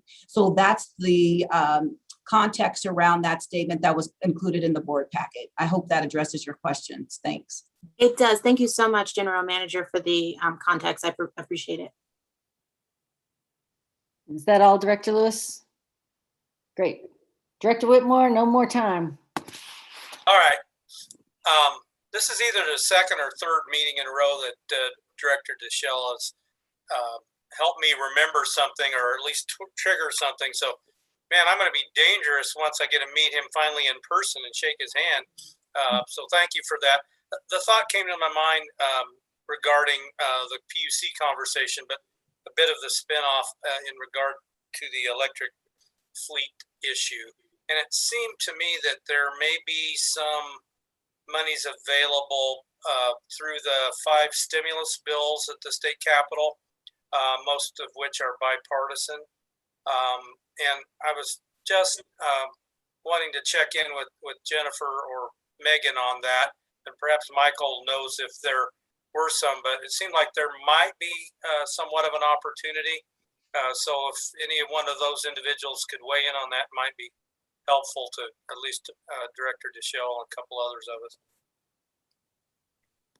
I'll let Jennifer touch on that. That's a great question, Director Whitmore, and hello, everybody. It's nice to see you. There are a handful of stimulus bills going through the legislature right now, and one in particular, Senate Bill 230, probably is a place that I would go looking. It is $40 million to the Governor's Department of Energy, and I think there's some opportunities potentially there that we could have conversations with the sponsors about some of the electrification issues that Director Deschelle raised. I know, and Megan might want to chime in on this, in the past we were also able to get some money from that Volkswagen settlement, national settlement that went towards electrification as well. So happy to dig in on that and report back. Thank you. Anything else, Director Whitmore? Not at the moment, unless Director Deschelle puts another seed in the back of my hollow mind. Okay, we'll get more chances in another meeting in a few minutes. I'll go to mute. Just quickly, Jennifer, do we expect to finally see some legislative language on the big transportation bill soon? Well, it is April, and the session technically will go through the first week of June, so I would hope so. I think the sad thing is you know, we've been told since January that we would see something, and I think all we have been able to share with you to date is the PowerPoint presentation that was presented to various interest groups. I know that the bill has been delivered to the sponsors. It's over 100 pages long, and they just haven't decided to share it yet. I think part of that is because the budget has been introduced in the state Senate this week, and I think the bill is starting in the Senate. So my guess is maybe toward the end of the week or first part next week. This week is really in the Senate. The priority focus is the state budget. That is supposed to be finished the end of this week, and it'll go to the House. And then I think we might have a shot of seeing a draft, and we will certainly get it to you as soon as we have our hands on it. Great, thanks so much. Sure. Okay, my not saying, oh, it looks like Director Deschelle took the, no? Do you have a question? This time Director Whitmore put something in my head, and I promise this is the last thing, which is just to put a fine point on the electrification piece. It's also, you know, any money or funds that might be available to put in electric vehicle chargers. You know, that sounds like a great opportunity at our park and rides. And if there is, it's not free money, but if there is money or incentives available, right, not just on fleet electrification, but other ways that we can support an energy transition, making sure that we're capitalizing on those opportunities. Certainly, thank you.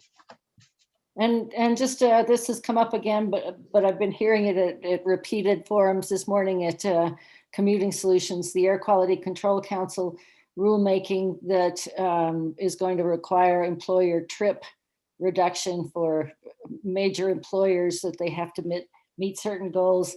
It just seems like such a great opportunity for us and our past programs and all of those things to be talking to them. I think I was told at a previous meeting that we have somebody, you know, sort of involved with that, but are we following closely? Are we thinking about how we can capitalize on that at this point?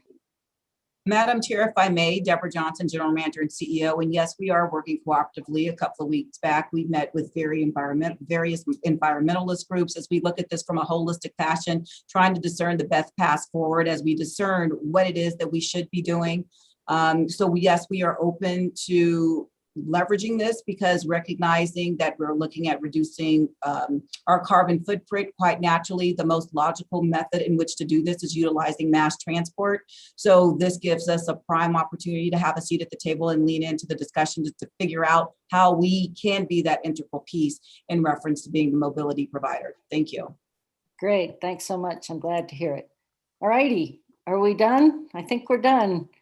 Thank you all. Our next, thanks to our advocates, our next meeting is June 8th. Are there any other matters from anybody on the board before we take a little break and launch to our next meeting? All right, do we have a motion to adjourn? So moved, Rivera Malpietti. Second, Tisdale. All right, I'm going to assume everybody supports that. We are going to adjourn. Let's see, it is 7:02. How about a 5-minute break before we come back for the next round? All right, Thanks, thank you. everyone. Yeah. Thank you.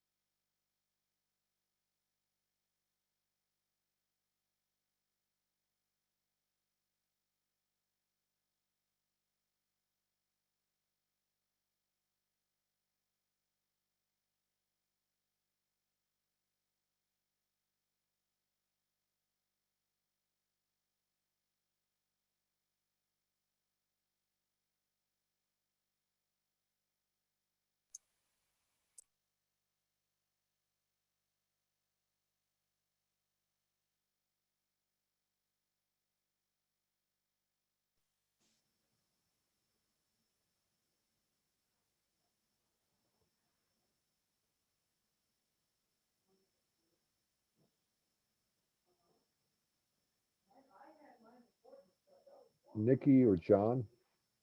This is Henry. Hey, Henry. How you doing? Good. How are you, sir? Not too bad. Yeah, Henry, it's Nikki. What can I do for you? My question for you on the PowerPoint presentation, is it better for me just to scroll down and share a screen with the board agenda, or is it better for you guys to click through it? I think it's easier for you guys to control it. Okay. Okay, and I'm going to stop sharing this any minute, and then you can take over when it's your turn. I've got a couple more in front, but I'll just take the board packet and scroll down it versus a PowerPoint. That way everybody sees the packet page number and everything else. Perfect. If that works for you, Madam Chair. Yes, I'm not the chair, though. This is Director Cook is the chair. Yeah, but I don't see her smiling face yet. So. Not yet. Yes. Yeah, wouldn't you know, I spilled a big mug of tea, so give me another 40 seconds, everybody.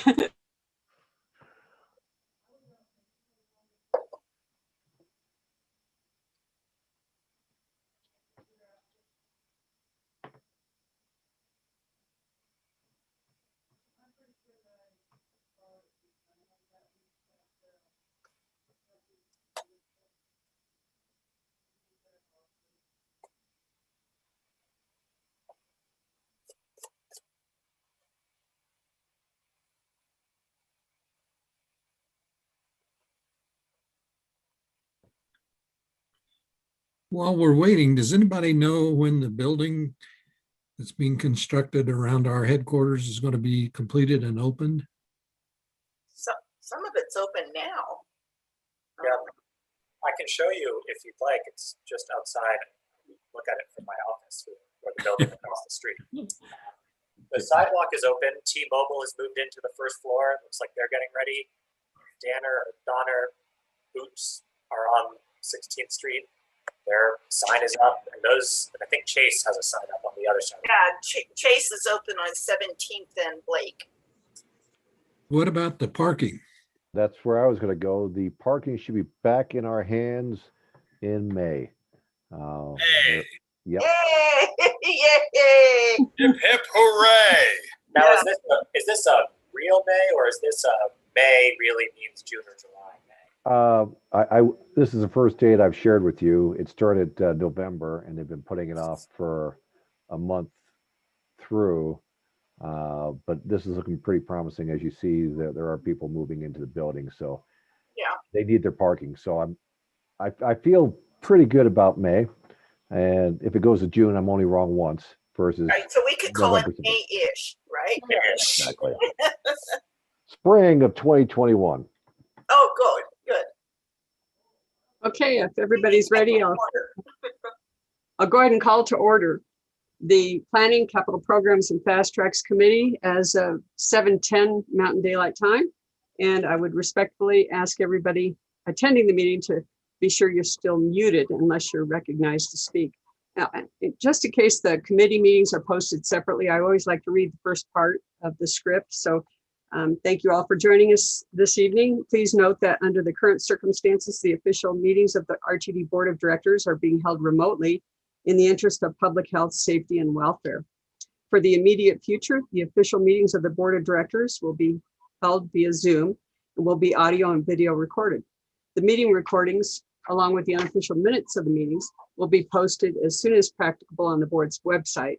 Visit rtd-denver.com and scroll to the bottom of the page for the link to the Board of Directors page. And I would note also that the comms team have now been posting via YouTube the meetings, so they're more instantly accessible. And thank you all for that. Thanks for the suggestion that gave that. So, okay, on our committee meeting tonight, we have 3 recommended actions. The first one is the Aurora Silo annexation, and I'll read that first. It's for the Board of Directors to approve the revised boundary map of the Regional Transportation District and authorize the board secretary to certify the boundary map and description.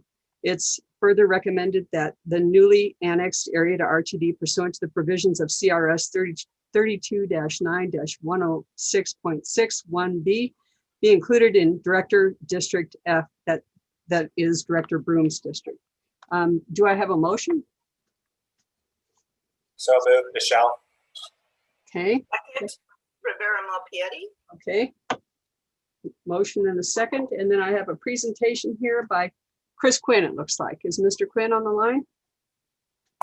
Yes, I am. Can you hear me? Yes, please go ahead. Thank you. And first of all, my apologies. My power went out just a few minutes ago. It rarely ever happens. So if I do disappear, my apologies in advance. This is, yeah, relatively straightforward action that we're requesting from the board. As the board report indicates, since 1992, anytime a local jurisdiction that's on the edge of the RTD boundary, anytime they annex new territory, that territory automatically comes into the district. In this case, we're talking about approximately 20 acres that's been annexed into the city of Aurora. The closest, far and away the closest director district, as indicated in the report, is Director District F, Director Brooms. So our recommendation would be that the new area be assigned to his district. So that's really essentially what we're asking for. I'd be happy to respond to any questions that you may have. Okay, I don't see any hands so far. Anybody have any questions of Mr. Quinn? Looks like Mr. Rosenthal. Go ahead, Director Rosenthal. Yeah. Thank you. And so what is being planned for that piece of property, that 20 acres? As far as the zoning that's associated with the annexation is R2 zoning, which in Aurora allows single family duplex, and I think even some limited multifamily residential, as long as there's a minimum lot size of 3,000 square feet per unit associated with that. Doing a real rough calculation, that would permit approximately, once roads and other open spaces are accounted for, that would allow for approximately 10 plus units per acre, but it is residential with very limited commercial uses. The property has not yet been platted or subdivided. And finally, do you think there's an expectation that there would be bus service to that area? Currently there is, we have no services anywhere near there. I believe the nearest service would be roughly the P, quite a bit to the east. So I would think in the near term, probably no expectation. This is me speculating. Probably in the near term, no expectation for service, given just how far out it is from the rest of the metro area. Any other questions, Director Rosenthal? Okay, good deal. Then we have Director Broom. Go ahead, please. I think I'm unmuted now. Yeah. When will the census information come out, and when will the redistricting progress or process commence? Well, ordinarily it would be coming out around now. There has been some delays in the release of the information, and we think that it may possibly not be released until September 30th. We are right now in the process of hiring a consultant to help us with the redistricting effort. In fact, we received last week, I believe it was 4 or 5 proposals for that effort, and the selection committee will actually be meeting tomorrow. One of the things we want to do is once we get a new consultant, or once we get the consultant on board, is start strategizing how we will be able to meet the deadline of, I believe, March 5th of next year, given the delays in the release of the data. We have a couple of ideas ourselves, but we also want to, like I said, get input from the consultant, and then we would likely come back to the board as well for your input, because it will be a challenge to meet the March 5th deadline of 2022. Thanks. I got redistricted out of my old city council district. So everybody needs to watch this. Well, in the just to put you at rest, Director Broom, in the past, one of the guiding principles we have used is that no sitting director can be redistricted out of their own district. So, right, and of I'm course, assuming that'll continue. Yeah. Thank you. Okay, Chair Rivera Malpiedi. Thank you, Madam Chair. Hey, Chris, one question that I have is, understanding that this whole new census is really delayed, is the software package that we are going to have in place to make sure that we're able to navigate all the plats and stuff that are necessary in order to look at the redistricting. Is that part of the RFP? So actually, I didn't, at least on my end, you kind of broke up a little bit. Did you say plans, or I didn't quite hear all of that? Is there going to be a software package as part of the consulting to make sure that we have everything in place to do our job expediently? Oh, yes. Yeah, recognizing the challenges we're going to have, whoever is selected, like I said, we will have to sit down with them and come up with some kind of strategy to see how we can move forward. And obviously we would bring that to you as well for your input. But given the constraints that we have, we're going to have some real challenges. So. Yeah, okay, thank you. Okay, I don't see any other hands. We had a motion by Director Deschel and a second by Chair Rivera Malpiedi.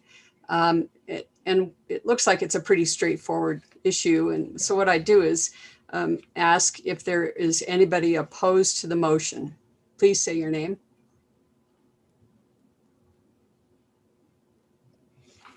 Okay, it looks like we have unanimous approval on that one. Thank you, Mr. Quinn. Appreciate it. Thank you.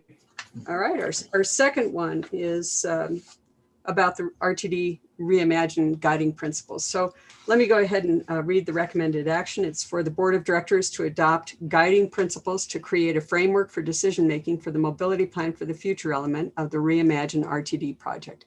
And we had a presentation on this a while back and had indicated then that these would be coming forward. So I will go ahead and see if there's a motion for approval. So moved. Chair Rivera Malpiedi.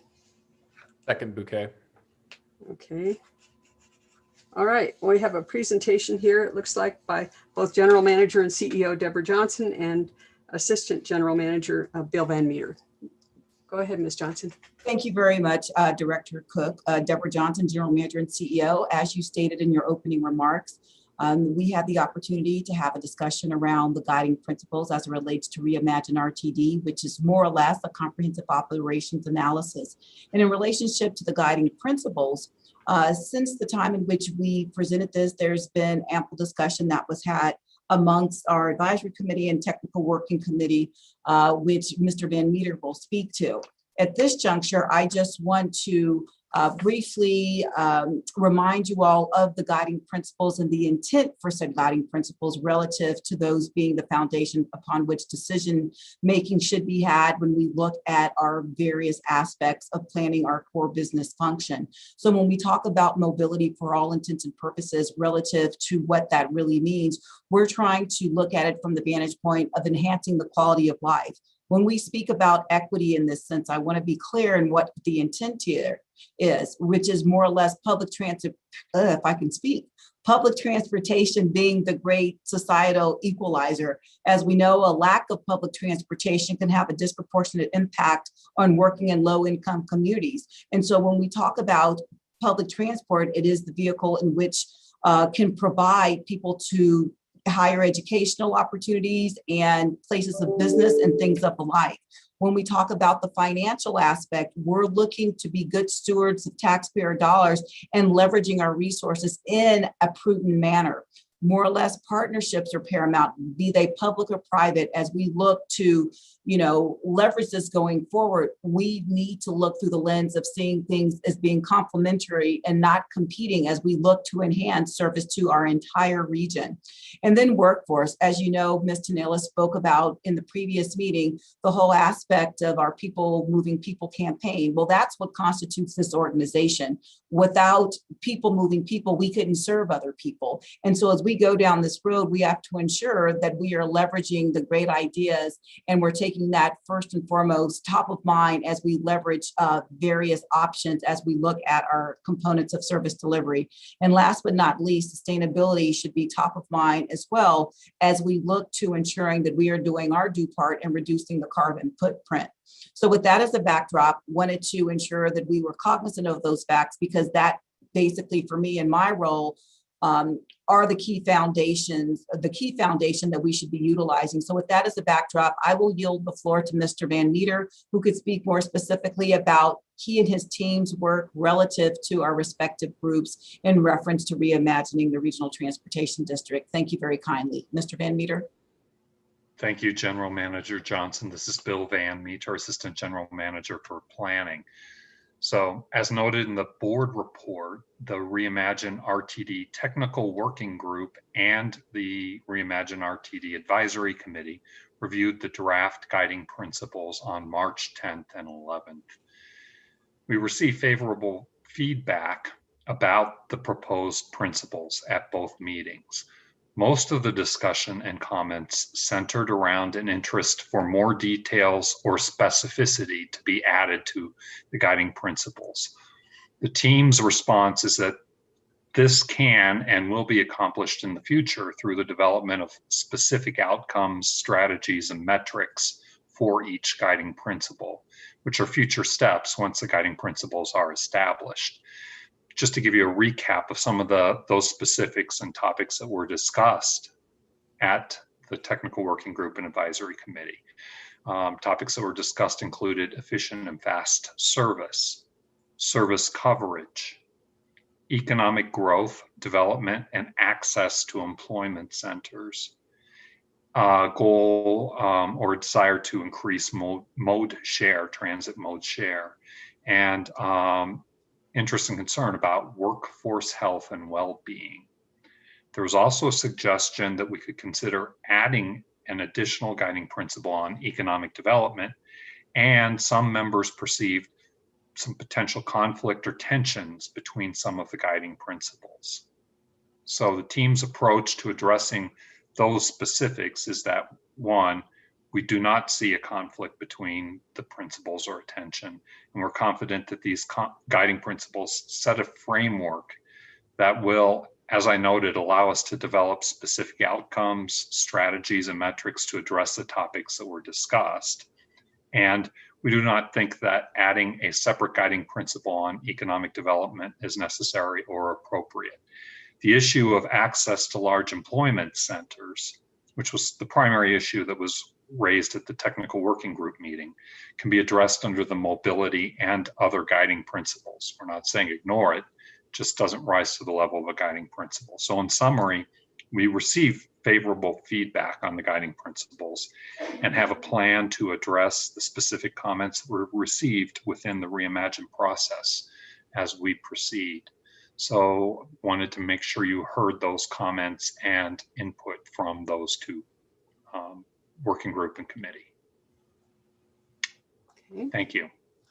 Thank you very much. Okay, I'll open it up for discussion. Any directors have any questions, or certainly the Reimagine members, if you have anything you'd like to add to the discussion already presented. Director Lewis, go ahead. Thank you, Madam Chair. I'm not a Reimagine member, so I'm happy to offer the floor to those folks if they'd like to chime in first. Nobody else is raising their hand yet, so go ahead. Okay, great. This is just a quick comment because we had the opportunity to hear from the CAC this evening. I hope that we might be able to utilize the CAC and the two disability committees that we have to maybe to maybe help us get to that level of specificity that the two advisory or the technical advisory or the technical working group and the advisory committee might have referenced for these principles. I just think that'd be a really great opportunity for us to better engage the committees that we have currently that meet on a regular basis. Other than that, I don't have any questions. Okay, Mr. Van Meter or Ms. Johnson, do either one have anything to add to that? Thank you very much, Director Cook. I support the comments that Director Lewis outlined and have spoken with Mr. Van Meter and the team about leveraging our constituencies, specifically our advisory committees in this capacity. So thank you. Thank you very much. Director Busick. Oh, sorry, Bill, did I cut you off? Go ahead. Sorry, thank you, Chair. Bill Van Meter, AGM Planning. And no, I was just going to say something very similar to General Manager Johnson's comments. We have reached out to the CAC and other advisory committees and intend to and will continue to do that for feedback throughout the process. Okay, great. Thank you very much. Director Busick? Thanks, Madam Chair. And I just want to ensure that certain things will be covered within these guiding principles. They're pretty broad, and so I would imagine a lot of topics not specifically delineated will continue to be addressed. For me, the concept of geographic equity and coverage is important, as that concept is embodied in the last 3 words of our mission statement. And also, you know, as new land use and developments in Central Metro District begin to take hold and continue to spread, that results in communities of color, marginalized communities, and economically challenged communities to relocate and move outside of the core metro area to suburban areas. And many of these people are transit dependent. So I want to make sure that as we consider all of these things, there's still this concept of geographic equity and coverage to ensure that the people that need the coverage the most, that don't happen to be located in the core of the Denver area, will also be considered. Thanks. Okay, thank you. Mr. Bill Van Meter or CEO Jeff Johnson, either one of you care to comment there? So as we talk about the concept of geographical equity, and I appreciate the comments by Director Busick, I think that's embodied within mobility, because as we look at mobility options collectively for the entire service area, that speaks to that. So as we look at equity, as I said in my previous comments, that is the social equity aspect of removing barriers to provide access to people, places, and things, right? And so those comments aren't lost, but I think that's a broader discussion as it relates to the board, because as we look at the guiding principles, for all intents and purposes, we want to ensure that communities that are marginalized do have access to public transport. As we know, that helps stimulate the economy by getting people to work and things of the like. But it's not lost on us as it relates to the conversation that has ensued amongst this body relative to providing transit service holistically to the region, because nobody's just traveling within one specific local jurisdiction. You're generally traversing various boundaries. So I put that out there to you all as the response as it relates to the notion behind what geographic equity is. I don't want to go down a rabbit hole here, but recognizing when we talk about geographic equity, if that was the case, then everything would be the same. And equity really is about fairness, and equality is about, you know, having the same. So when you say geographic equity, it's sort of oxymoronic in that regard. So that's why I qualified my statement around mobility, providing options for the entire region. Thank you. Okay, thank you. And Director Deschelle. Yeah, my question is for Director Busick. Would you, I just want to make sure that I'm hearing and understanding your concerns properly. Would you mind defining geographic equity in the way that you use it and understand it? Go ahead, Mr. Van Meter. Are we having a discussion, Madam Chair? Do you want me to respond? Oh, he was asking you. Forgive me. I think he asked me. I think he asked me the question. Yeah, Director Busick, you're the one who used the term. I just want to make sure I'm understanding it. Sure, go ahead, please. Sure. And I thought I made it clear with the rest of my comments, but in case I didn't, let me be more clear that there are marginalized communities, economically challenged communities in places all over the RTD, not just in the core of the Denver area. And so my goal is to make sure that we address the transit needs of those people that may not be geographically centered in the district. That help? That helps, yeah. It sounds like if it's about people's needs and making sure people have what they need, that sounds a lot like social equity. So I thank you for clarifying that for us. Okay. Thank you both. And Director Davidson, you are next. Yeah, thank you, Chair. I just wanted to, first of all, make a comment. At the Reimagine meeting, there were some really great discussions about specific strategies. And what it sounded like to me is there was a lot of desire for a lot of folks to get into those strategies, which starts to suggest that we're on the right track with the principles here, that there's some consensus and it's triggering ideas. Mr. Van Meter, I was wondering if you could just kind of comment on the next steps with strategies, the timeline, the engagement, the communication of those, sort of what comes next in terms of the definition of those strategies and how they'll be developed within and outside of the Reimagine group. Thank you. This is Bill Van Meter, Assistant General Manager, Planning. So, yeah, with the establishment or presumed establishment of these guiding principles and endorsement by the board, we will then be able to use those guiding principles and start discussing with the advisory committee and the technical working group specific metrics and measures and strategies, and start to test them and the tensions and the natural tensions that may arise and trade-offs, and start having those discussions. The intent would be to start that process in the May-June timeframe, and to engage, as to Director Lewis's point earlier, our disability committees, our citizens advisory committees, other engaged stakeholders, as well as the advisory committee and technical working group, and to keep this body apprised of those discussions through the summer. So that's a bit on timing and process and next steps. Did that answer your question? Yes, thank you. Okay, thank you very much. And Chair Rivera Malpiedi, you had your hand up.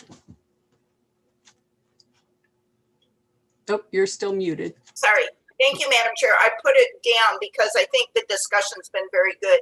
But the piece about that I'm hearing Director Busick talk about is gentrification, in terms of the folks who have been pushed out of the core city and into the further parts of the region to relocate. So I just wanted to put that in there. Thank you. Thank you, Madam Chair. Director Geisinger? You're muted. Director Lewis was next. Oh, okay. Sorry about that. Director Lewis, forgive me. It's all good. Thank you, Director Geisinger. Thank you, Madam Chair. I was actually going to say something very similar to Director Rivera Malpiedi. And I'm sure Mr. Van Meter is familiar with this term, because you've talked about it quite a bit with communities being displaced from their neighborhoods. And so there might be an opportunity for us as a board to be provided with, or to provide ourselves with an understanding of the suburbanization of poverty, because I think that's what we're talking about here. And so to your point, Director Busick, there might be some, I don't know if it comes within the Reimagine RTD process or if it's education that we present on our own, but I do know that Mr. Van Meter and his team is quite familiar with that term and how that might apply as we are moving forward in being able to offer transit to the residents within the Regional Transportation District. And then the second one is I was able to locate through the City of Oakland a geographic equity toolbox. And so the geographic equity toolbox is actually quite different than how we might think about how we define that. And so I'm happy to send that around to the board because it really does touch on this understanding of social equity and removing access to barriers and fairness quite specifically for a myriad of different identities and demographics. So it might be helpful for us as a board as we move forward. That's it. Thank you very much. And Director Geisinger? Thank you. And I think there's some really good comments. I've been thinking about this idea of geographic equity a little bit in the last couple of weeks because the idea had come up earlier that it conflicts with social equity. And I guess this is just a placeholder. I think this is a discussion we need to have. I'd like to see us not call it equity. Equity has a meaning. It's, you know, it's a term that does mean really social equity and deals with those issues. It may be, you know, something else, but I just a placeholder that at some point we should have a discussion about what we're talking about. Is it geographic fairness? Is it something else? Vince gave a good definition, but it's something to be looked at in the future. Thanks. Thank you much. And Director Lewis, your hand is still up. Sorry. Okay, good. Any other questions or comments? I guess I'd add a couple of things. One, I'm glad to see the approach of the use of principles, guiding principles. It was something that was a little bit different for us when we faced the problem of the reduced revenues last year, and it turned out to be really helpful. So I'm glad that you're using that as a framework for moving ahead with Reimagine. Thank you for that. And I really appreciated Director Chantel Lewis's finding the geographic equity tool, because I'd also run across it. And what that made me realize is that I think of it in two ways. I think of it in the way that the geographic equity toolbox or toolkit anticipates, where you're looking at whether there are disparate impacts of investments or services and so forth. And that's in keeping with what Director Busick had said. But then I think there also is this question of fairness that goes to expectations and whether or not how we make sure that we address the coverage versus ridership question and where we are on that spectrum. So I'm hoping that within the Reimagine that there is a way to take that up, at least part of it. And maybe if it's to be outside of it, maybe one thought is to engage the CAC. I could see that group having some really interesting thoughts about how we define that and how we address that question and balance it with these other interests. So when Director Lewis said we could engage them directly, I thought, well, there's one that would be a really important and interesting and meaty topic that maybe we could take advantage of the brain power there and the experience and so forth. So, okay, if there are no other questions or comments, I'd like to go around and get everybody's vote, if I may. We had a motion by Chair Rivera-Malpiedi and a second by Director Bouquet. So I'll go ahead and get votes, please. Director Bouquet, how do you vote? Yes. Okay, Director Broom? Yes. Director Busick? Yes. Okay, Director Catlin? Yes. Director Davidson? Yes. Okay, Director Deschel? Yes. Director Geisinger? Yes. Director Lewis? Yes. Okay, Director Rosenthal? Yes. Director Sloan? Yes. Director Tisdale? Yes. Director Whitmore? Yes. And Director Williams? She's absent, so we'll note that. Chair Rivera-Malpiedi? Yes. And I'm a yes. So with a vote of 14 present, voting yes, 1 absent, that passes unanimously. Thank you and congratulations on that one. So we have one more action item. Switch back and forth to my agenda. This one is regarding the Tri-Unity Hill joint venture contract extension and value increase. I'll read the recommended action. It's for the RTD Board of Directors to authorize the general manager to approve a contract amendment to exercise all remaining option years of the Tri-Unity Hill joint venture agreement for construction management support consultant services for fast tracks and base system operations, extending the contract end date to July 13, 2024, and increasing the contract value by $3 million to a total not to exceed value of $37,400,000. And I'll first see if we have a motion for approval.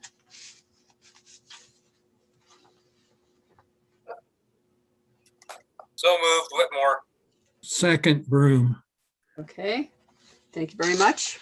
And I'll go ahead to Henry Stoppelkamp, AGM for Capital Programs. Go ahead, Henry. Thank you, Madam Chair. Henry Stoppelkamp, AGM Capital Programs. So before you tonight is a request for the approval of the Tri-Unity Hill joint venture contract extension and value increase. It's pretty much spelled out within the board report, but back in April of 2014, the RTD Board approved the selection of Tri-Unity Hill as an extension of staff with the funding coming from the individual projects. So we're not funding it of a separate line item. It's being funded out of the projects that have been approved by the RTD board.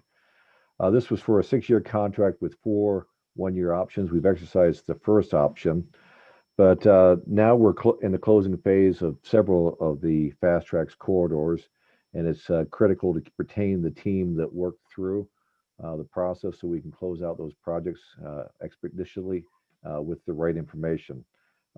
Tri-Unity Hill also provides base system support on some of the base projects, and we'll continue to do that over the next couple of years. As I mentioned, the original contract was funded from the individual projects. This will continue the same way.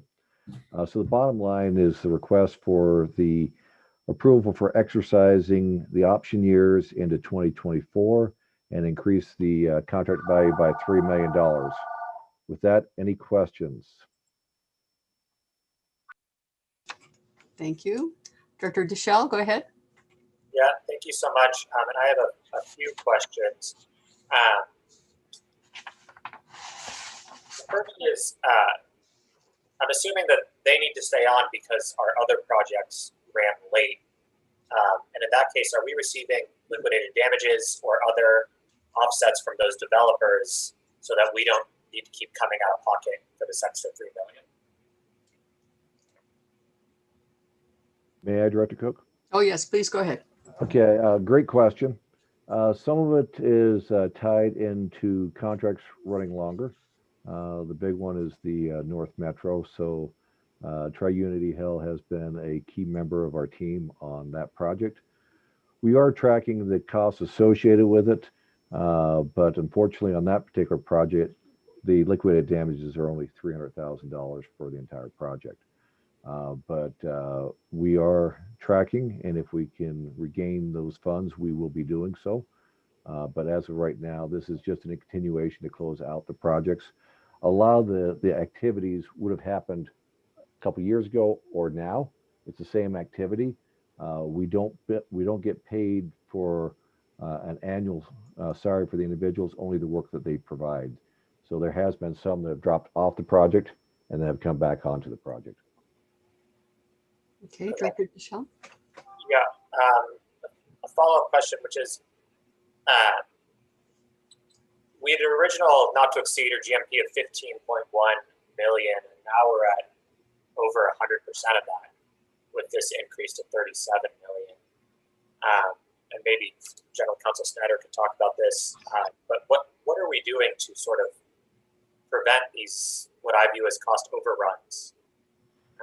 You know, especially as we start thinking about larger projects, a cost overrun of 100% is, I don't think, fiscally there.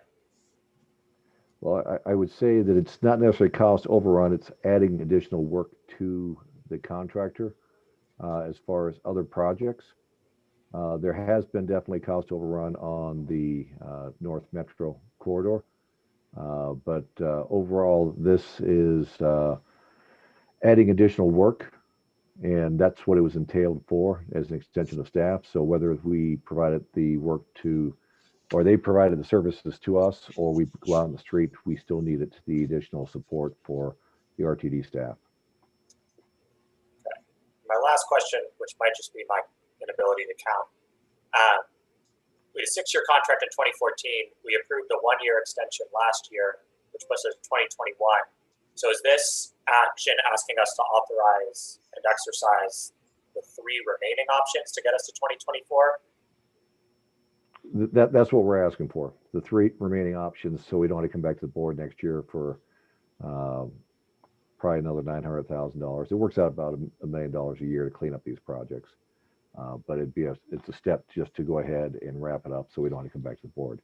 The board does approve all the budget for the individual projects. So the board does have a say in that aspect. And I know I said the last one. These funds you said are coming from the project that's already budgeted. So just so I'm understanding, that makes this money is coming from, to the extent it's not already in that budget, it would be coming from FISA account because this is a fast tracks project. Is that correct? No, it's actually already in the budget. So North Metro, for example, has a budget that will cover this portion of work. If you approve working on Northwest Rail, for example, and we need to bring in additional support, the budget that's set up for the Northwest Rail will also take care of RTD staff and a little bit of this staff on here. There are some planning aspects that are already budgeted in the overall RTD budget, and those items offset they don't offset, but they fund this contract as needed. Okay. Nothing further. Thank you so much. I really appreciate it. Thank you also to the staff who helped with No getting problem. this where we are. Dr. Lewis? Thank you. Thank you, Madam Chair. Director Dishel actually asked the first part of my question regarding the 6-year contract with the 4-year, with the 4 one-year options. And I was curious as to why, I think in the past we've approved the 1-year options each time as a board. This is a bit different, and I'm just curious as to why the difference. The difference, we can come back each 1 year.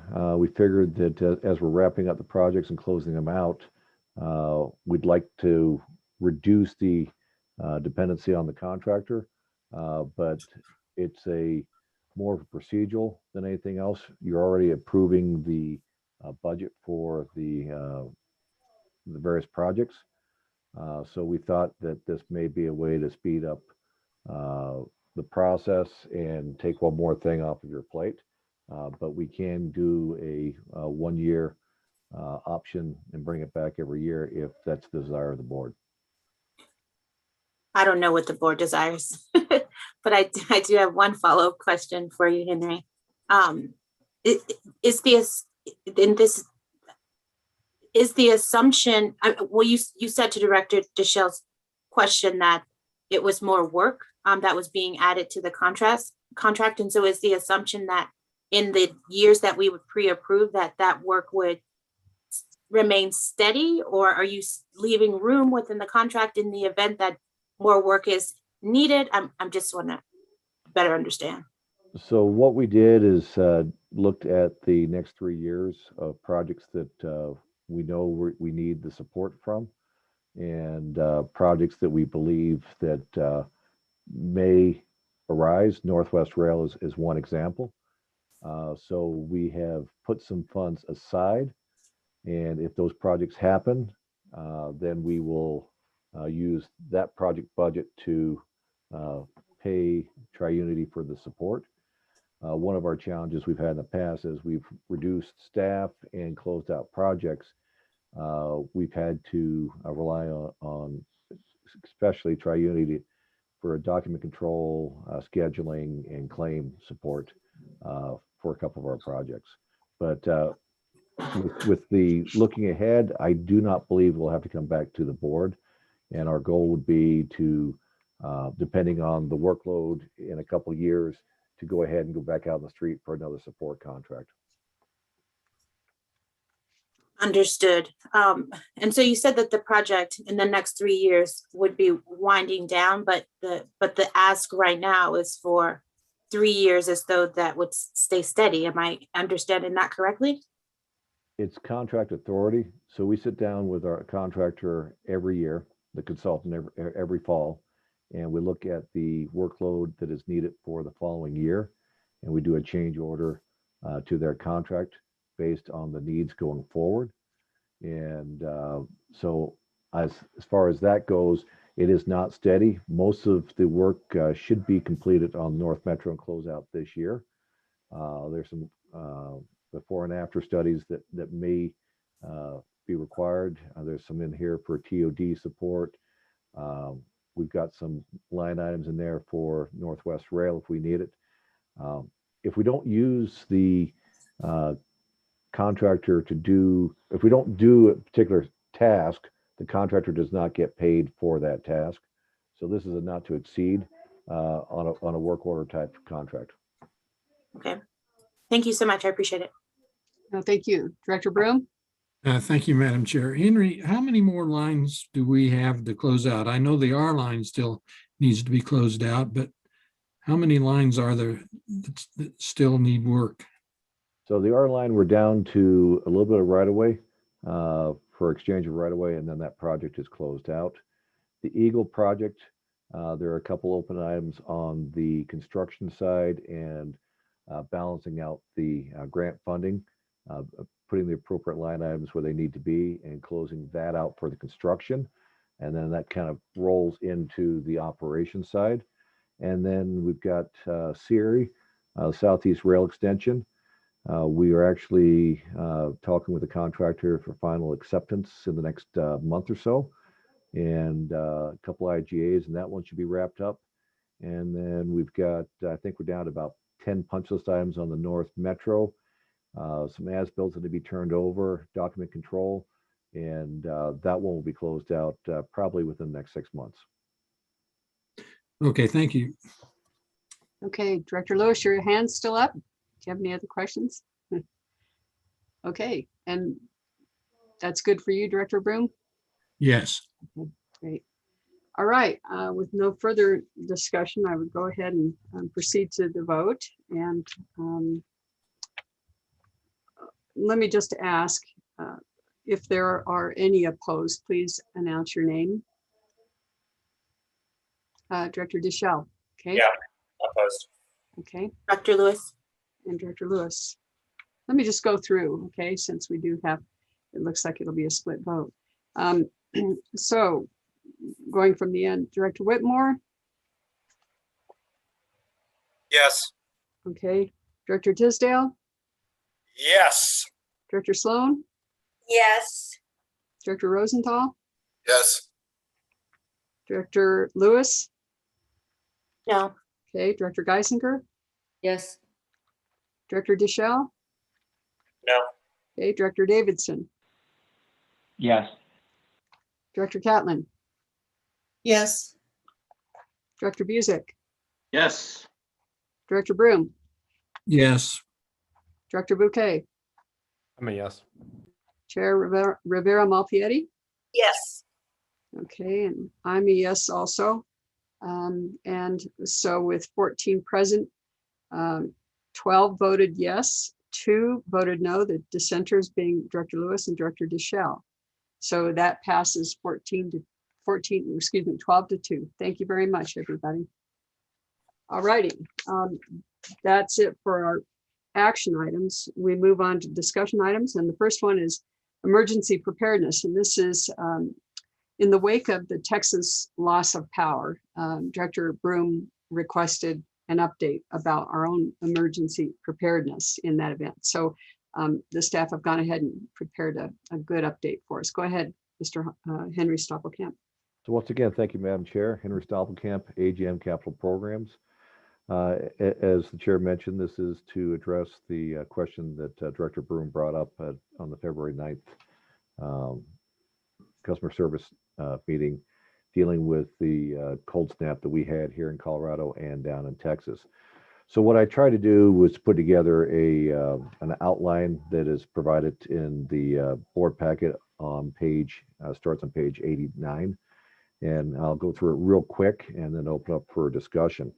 But basically, the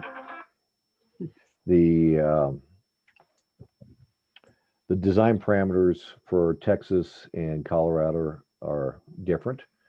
They have their own highs and lows on temperature, for example. We go a lot cooler and not as high as Texas. Wind loads are a little bit higher down in Texas than here. So different regions have different design parameters, but we did look through, staff did some research on the design criteria down in Texas, and the conditions for temperature for us, we design minus 30 to 110 degrees. We operate, this is what we do on a regular basis. So we routinely operate below 0 degrees. We have our resources that are trained to support the agency's core function. Within the capital programs department, we've got 65 FM mechanics that they're responsible for preventive maintenance and also dealing with non-scheduled work, emergencies. We've got licensed electricians, plumbers, carpentry individuals. We've got heating and ventilation. They deal with our boilers. And then we also have a team of engineers and construction folks to provide support as needed. So RTD has backup generators across the system. So all our facilities have backup generators. They are serviced weekly. What I mean by service, we actually run them and check them out. We've got a building automation system that's going out there across the system. Most of our generators are already tied to the building automation system. It sends a signal to the FM supervisor's phone and computer saying that the generator has been turned on and tested. If there's any problems, we get our FM mechanics out there to look at it and take care of it. The boilers across the system in our bus facilities, our boilers are actually set up to handle natural gas and diesel.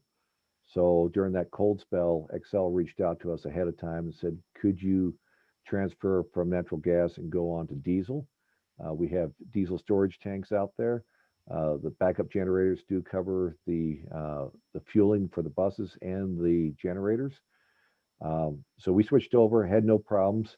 So the boilers, generators, uninterrupted power supplies are all set up for our critical systems. And then along with the team of professionals, we've got on-call contractors that can help out as needed. But we have over 100 vehicles, from pool vehicles, Jeeps, light heavy duty trucks, snow removal, front end loaders. The capital programs FM side does all the snow removal at our fixed facilities. And then we contract it out at our parking rides and stations.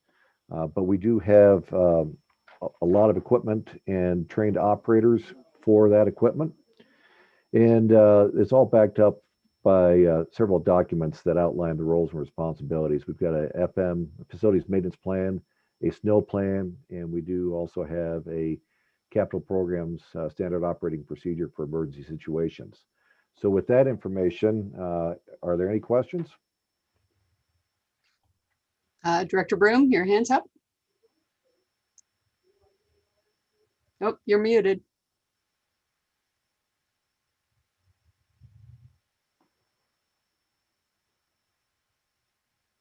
There I go. This satisfies my basic question. The thing I would point out is the one thing that we don't have backup for is for the rail side. We don't have backup generators to keep the rail going. So the bus system could stay intact, except that they would have to go out and pick up people that were stranded on the rail if the grid went down for any period of time. But it's too expensive to have that kind of backup or batteries or whatever it might entail. Thank you. And if I may, we do have substations that are fed by different districts. Now, if the whole town goes down and Excel stops providing power to all our substations, then we have some challenges in place. But we do have a pretty good working relationship with Excel. So if there was going to be a massive shutdown or a rolling blackout, we would be notified, and at that point, we'd be pulling our trains into the stations and stopping at that point. Yeah, I guess the big concern I would have is not so much Excel, but somebody getting onto Excel's system, you know, from Scandinavia or someplace and shutting the thing down, and it taking, you know, a considerable period of time to bring the whole system back up. Mr. Stoppelkamp, any comment there? On that one there, I can't control those that may shut down Excel. I will say that we do have backup plans. We have evacuation routes. We know how to get our buses into the system.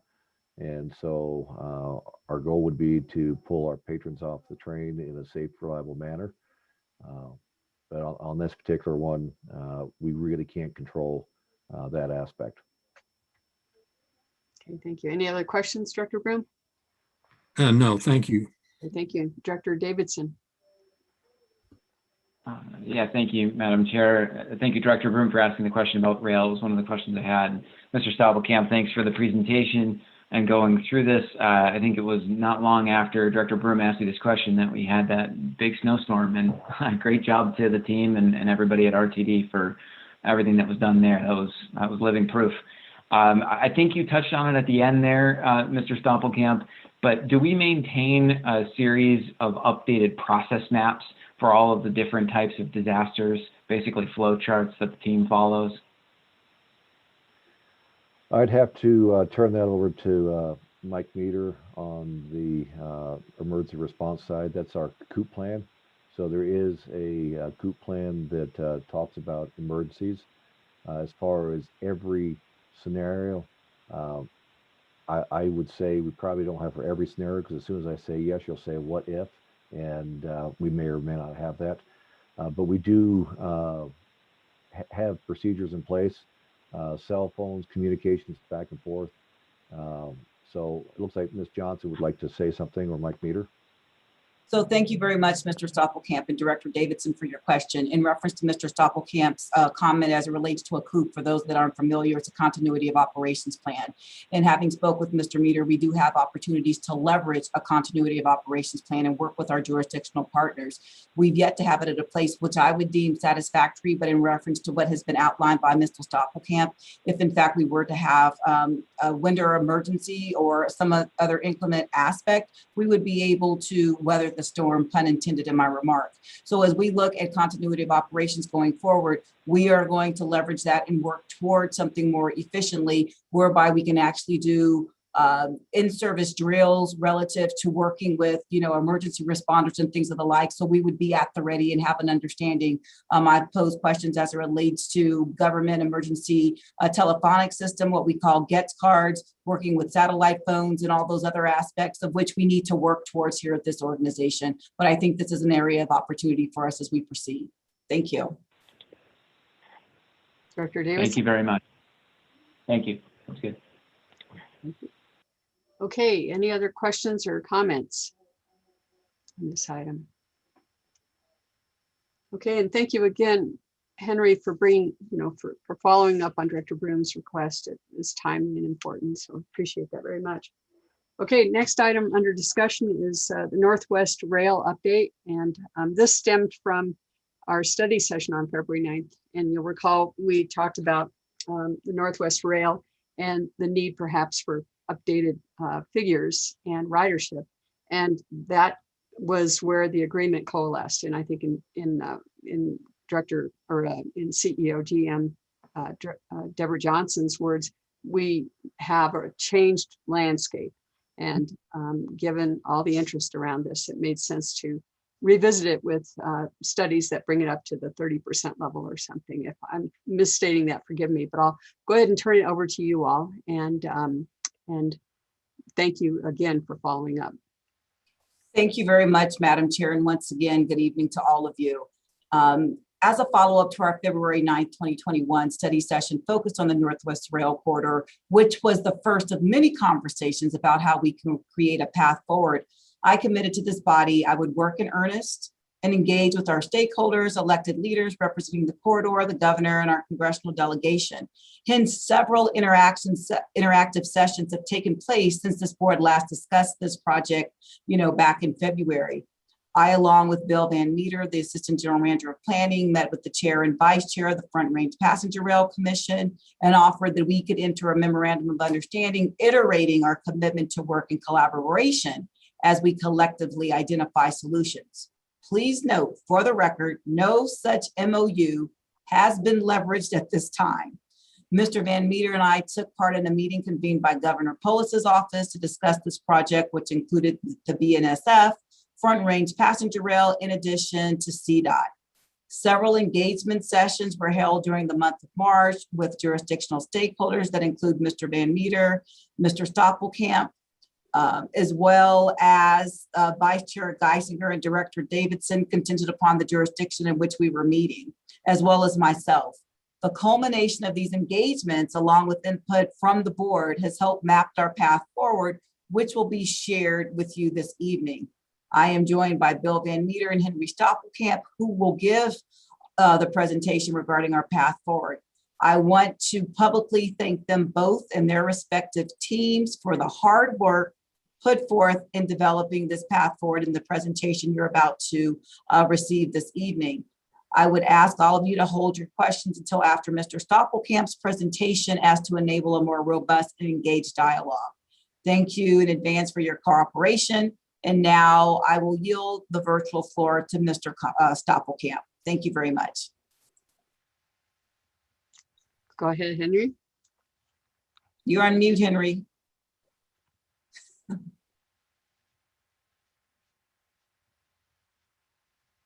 Sorry about that. I got ahead myself. I need to share my screen, and when I did that, I lost my picture to get myself out of mute. So thank you very much, General Manager Johnson, and we will share the screen. And what I'm going to do is pull up this should be screen 3, and you should be able to see the staff presentation coming up. So what we've got, before we get into the PowerPoint, starting on page 93 of the board packet, and I'm just going to use the board packet as the easiest document to keep everybody together. But there's a 2-page summary of the presentation, and but I'll just go straight into the PowerPoint itself. But so I will focus on the PowerPoint and talk about the peak service plan and where we came out of the February 9th meeting. And then afterwards, General Manager Johnson and Bill Van Meter and I will be available to answer questions. So this should take probably less than 15 minutes. But before I get started, we are looking at the request for additional information on the potential for the next steps to provide peak service along the Northwest Rail Corridor. Conversations will deal with the peak service impacts, the mitigations, and the capital and O&M costs for implementing the peak service. The source of funding and full service plan, that's actually a separate project. We can talk about that in a little bit. But let's go to slide 2. And it is it looks complicated, but it really isn't. Just want to emphasize that this isn't an all-inclusive list, and all these items on this page are needed to understand what are the implications to the corridor, the impacts, how do we mitigate, and how do we develop a 30% plan and an operating plan going forward to come up with a good cost estimate going forward. So if you look at this drawing, we've got 6 different boxes. The orange box on the far left is the will of the people. That was the fast tracks vote. We've got board engagement in there, stakeholder engagement, elected officials, local municipalities. All that's fed into what was developed back in 2002, 2003. That was in the vote of 2004, the environmental document, and then updated in 2010.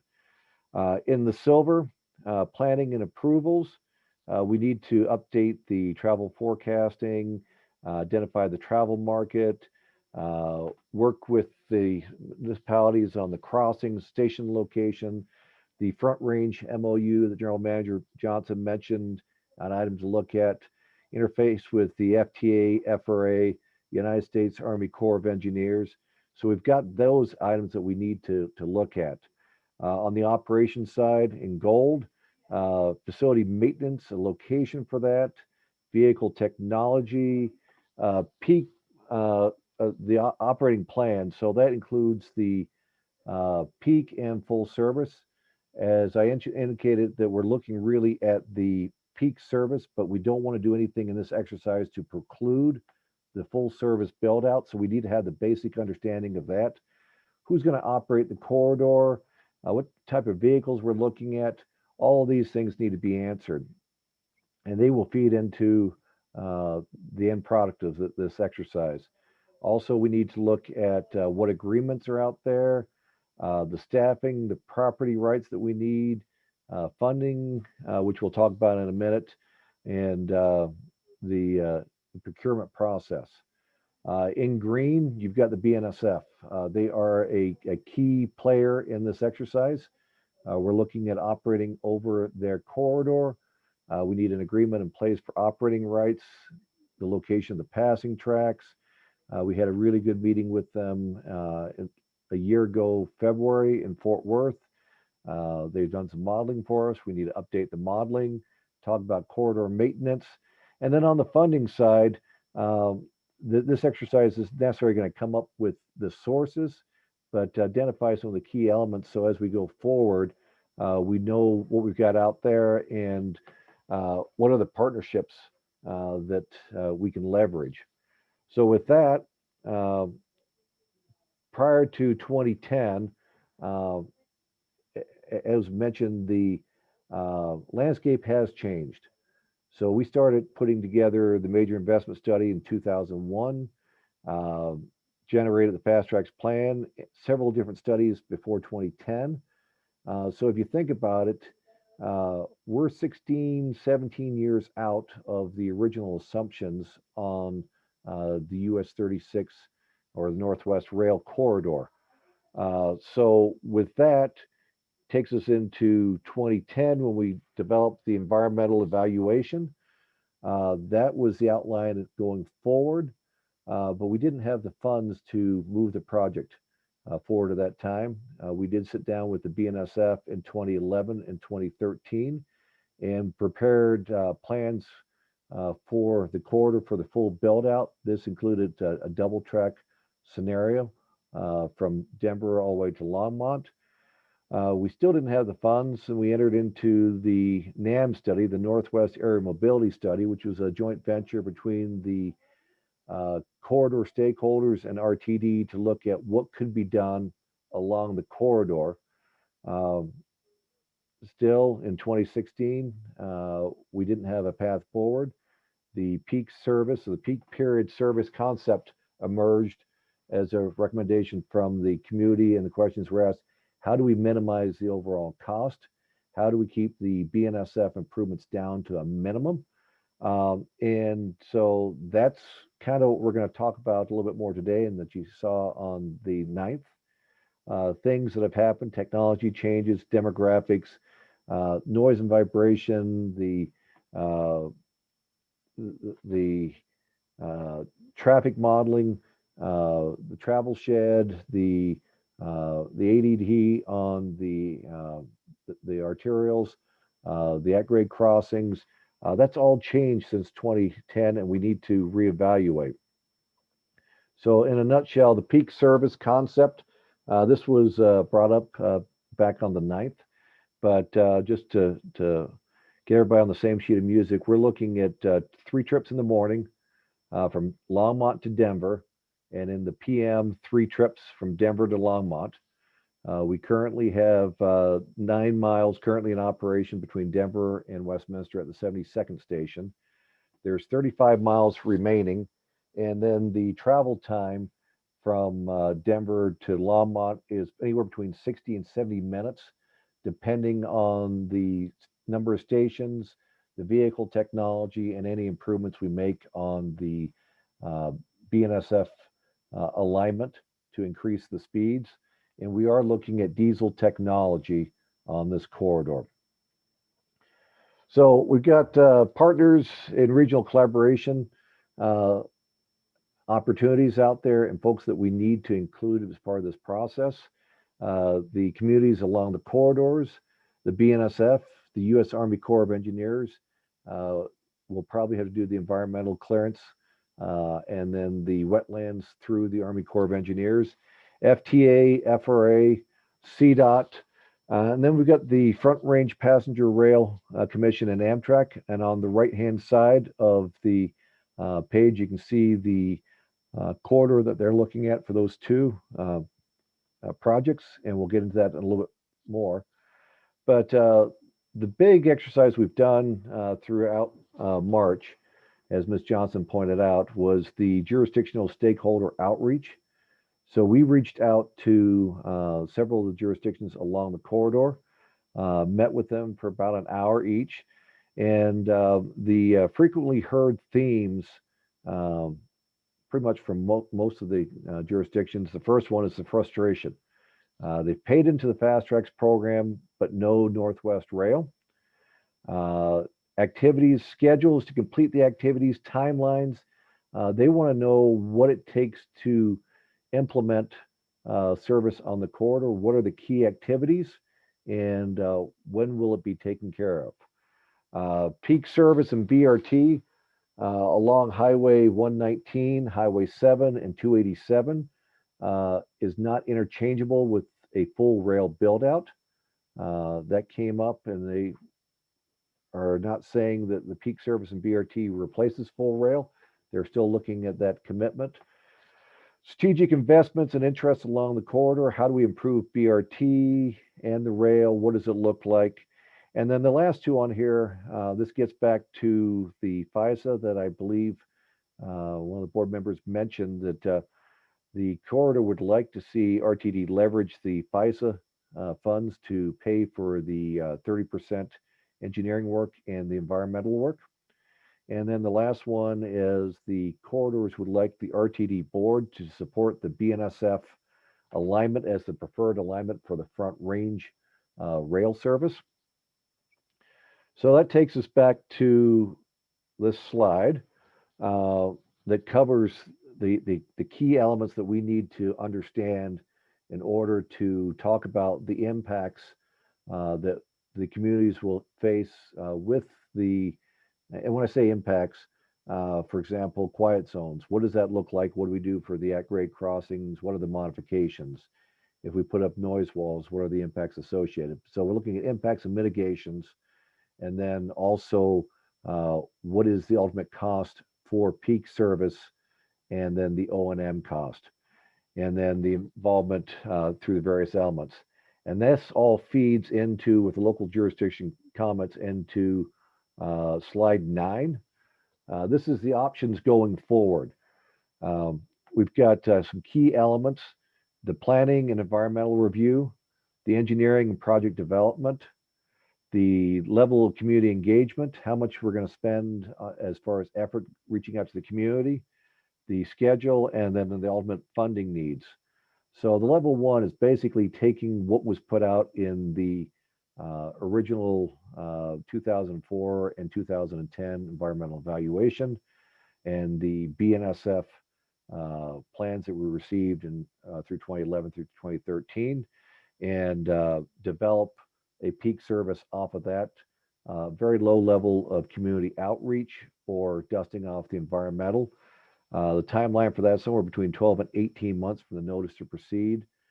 The next level would be dusting off the environmental, looking at noise and vibration, the demographics, the station locations, how things have changed. Look at that, and also a very high level of public involvement, which then feeds back into the environmental that goes into the design and makes the modifications for the design. So for example, one of the key elements we found out last February, BNSF on their 4 sidings they need for the peak service, one of the sidings, for example, is across Baseline Road.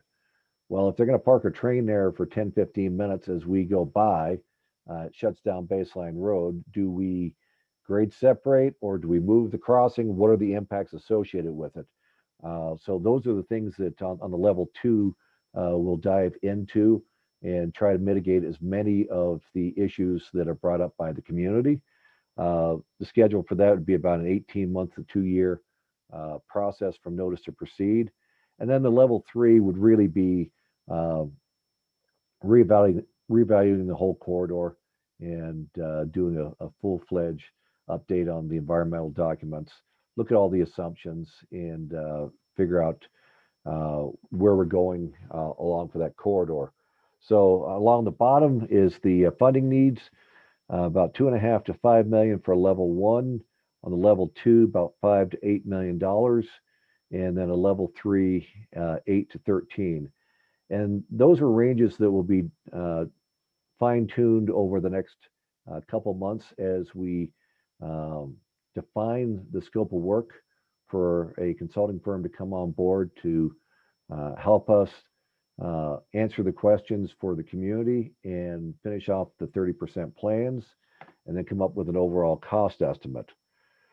So the scope of work going forward to develop the RFP, we want to formulate a communication plan, develop a detailed schedule, identify the major tasks, the dependencies, the implementation for a timeline, staffing, what do we need for our staff, reaching out to local communities, municipalities. We're going to ask for them to be part of the process all the way through. We're going to identify the various risks and try to do the mitigation up front before we bring a consultant on board. All this gets put into a solicitation for bid, and then we will evaluate and make the award. The goal is to have the municipalities be part of the selection process, get it as transparent as possible. So the next steps as we go forward is formulate the scope of work, identify the support that we need from the communities and internal, come back to the board with a scope of work framework in the summer of 2021. So this summer, we'll come back to you guys with a detailed schedule, the planning requirements that we're proposing to outline, the engineering levels and the key elements, and then include the recommendation to use the FISA account to fund this effort. And at that point, we should have a better understanding of the dollar amount needed to fund that level of work. So with that, I would like to open it up for questions.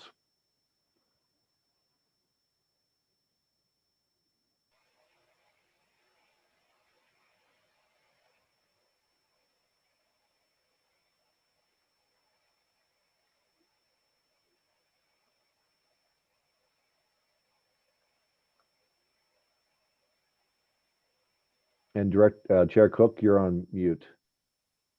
Thank you very much. I was saying, everybody, please raise your hands in slow motion so that I can keep track of the order. But Director Davidson was first. I believe that Director Deschel was second. I'll just go down the line at this point. You all go ahead, Director Davidson. Yeah, thank you, Madam Chair. And thank you very much to CEO and General Manager Deborah Johnson and Mr. Stoppelkamp and Mr. Van Meter. The outreach that you did was very, very much appreciated. And I really thank you for doing this in a short amount of time. There's a lot to do and a lot going on right now. So thank you for taking the time to make that happen and to get that feedback. Thank you for the recommendations here. I think, to me, this seems like a prudent next step. I wondered just, I had a couple questions, and I'll just keep it maybe to two for now and then come back around. Mr. Van Meter, this may be more for you given the involvement with Front Range Passenger Rail, but earlier tonight we saw the Amtrak map, and I think at this point we're all familiar with the Biden proposal and the $80 billion we were talking about before.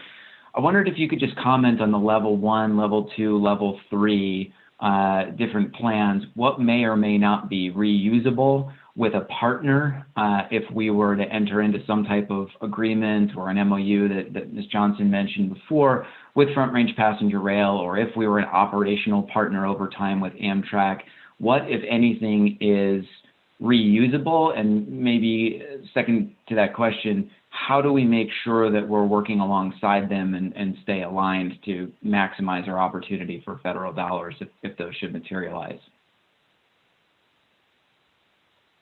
Chair Cook, this is Bill Van Meter, AGM Planning. May I respond? Please go ahead. Yeah, so thank you. So I posit and intend for the work in any of the levels, but particularly levels 2 and 3. The intent would be for their design to be usable and shareable with potential partners at CDOT and the Front Range Rail Commission, as well as Amtrak, to your point.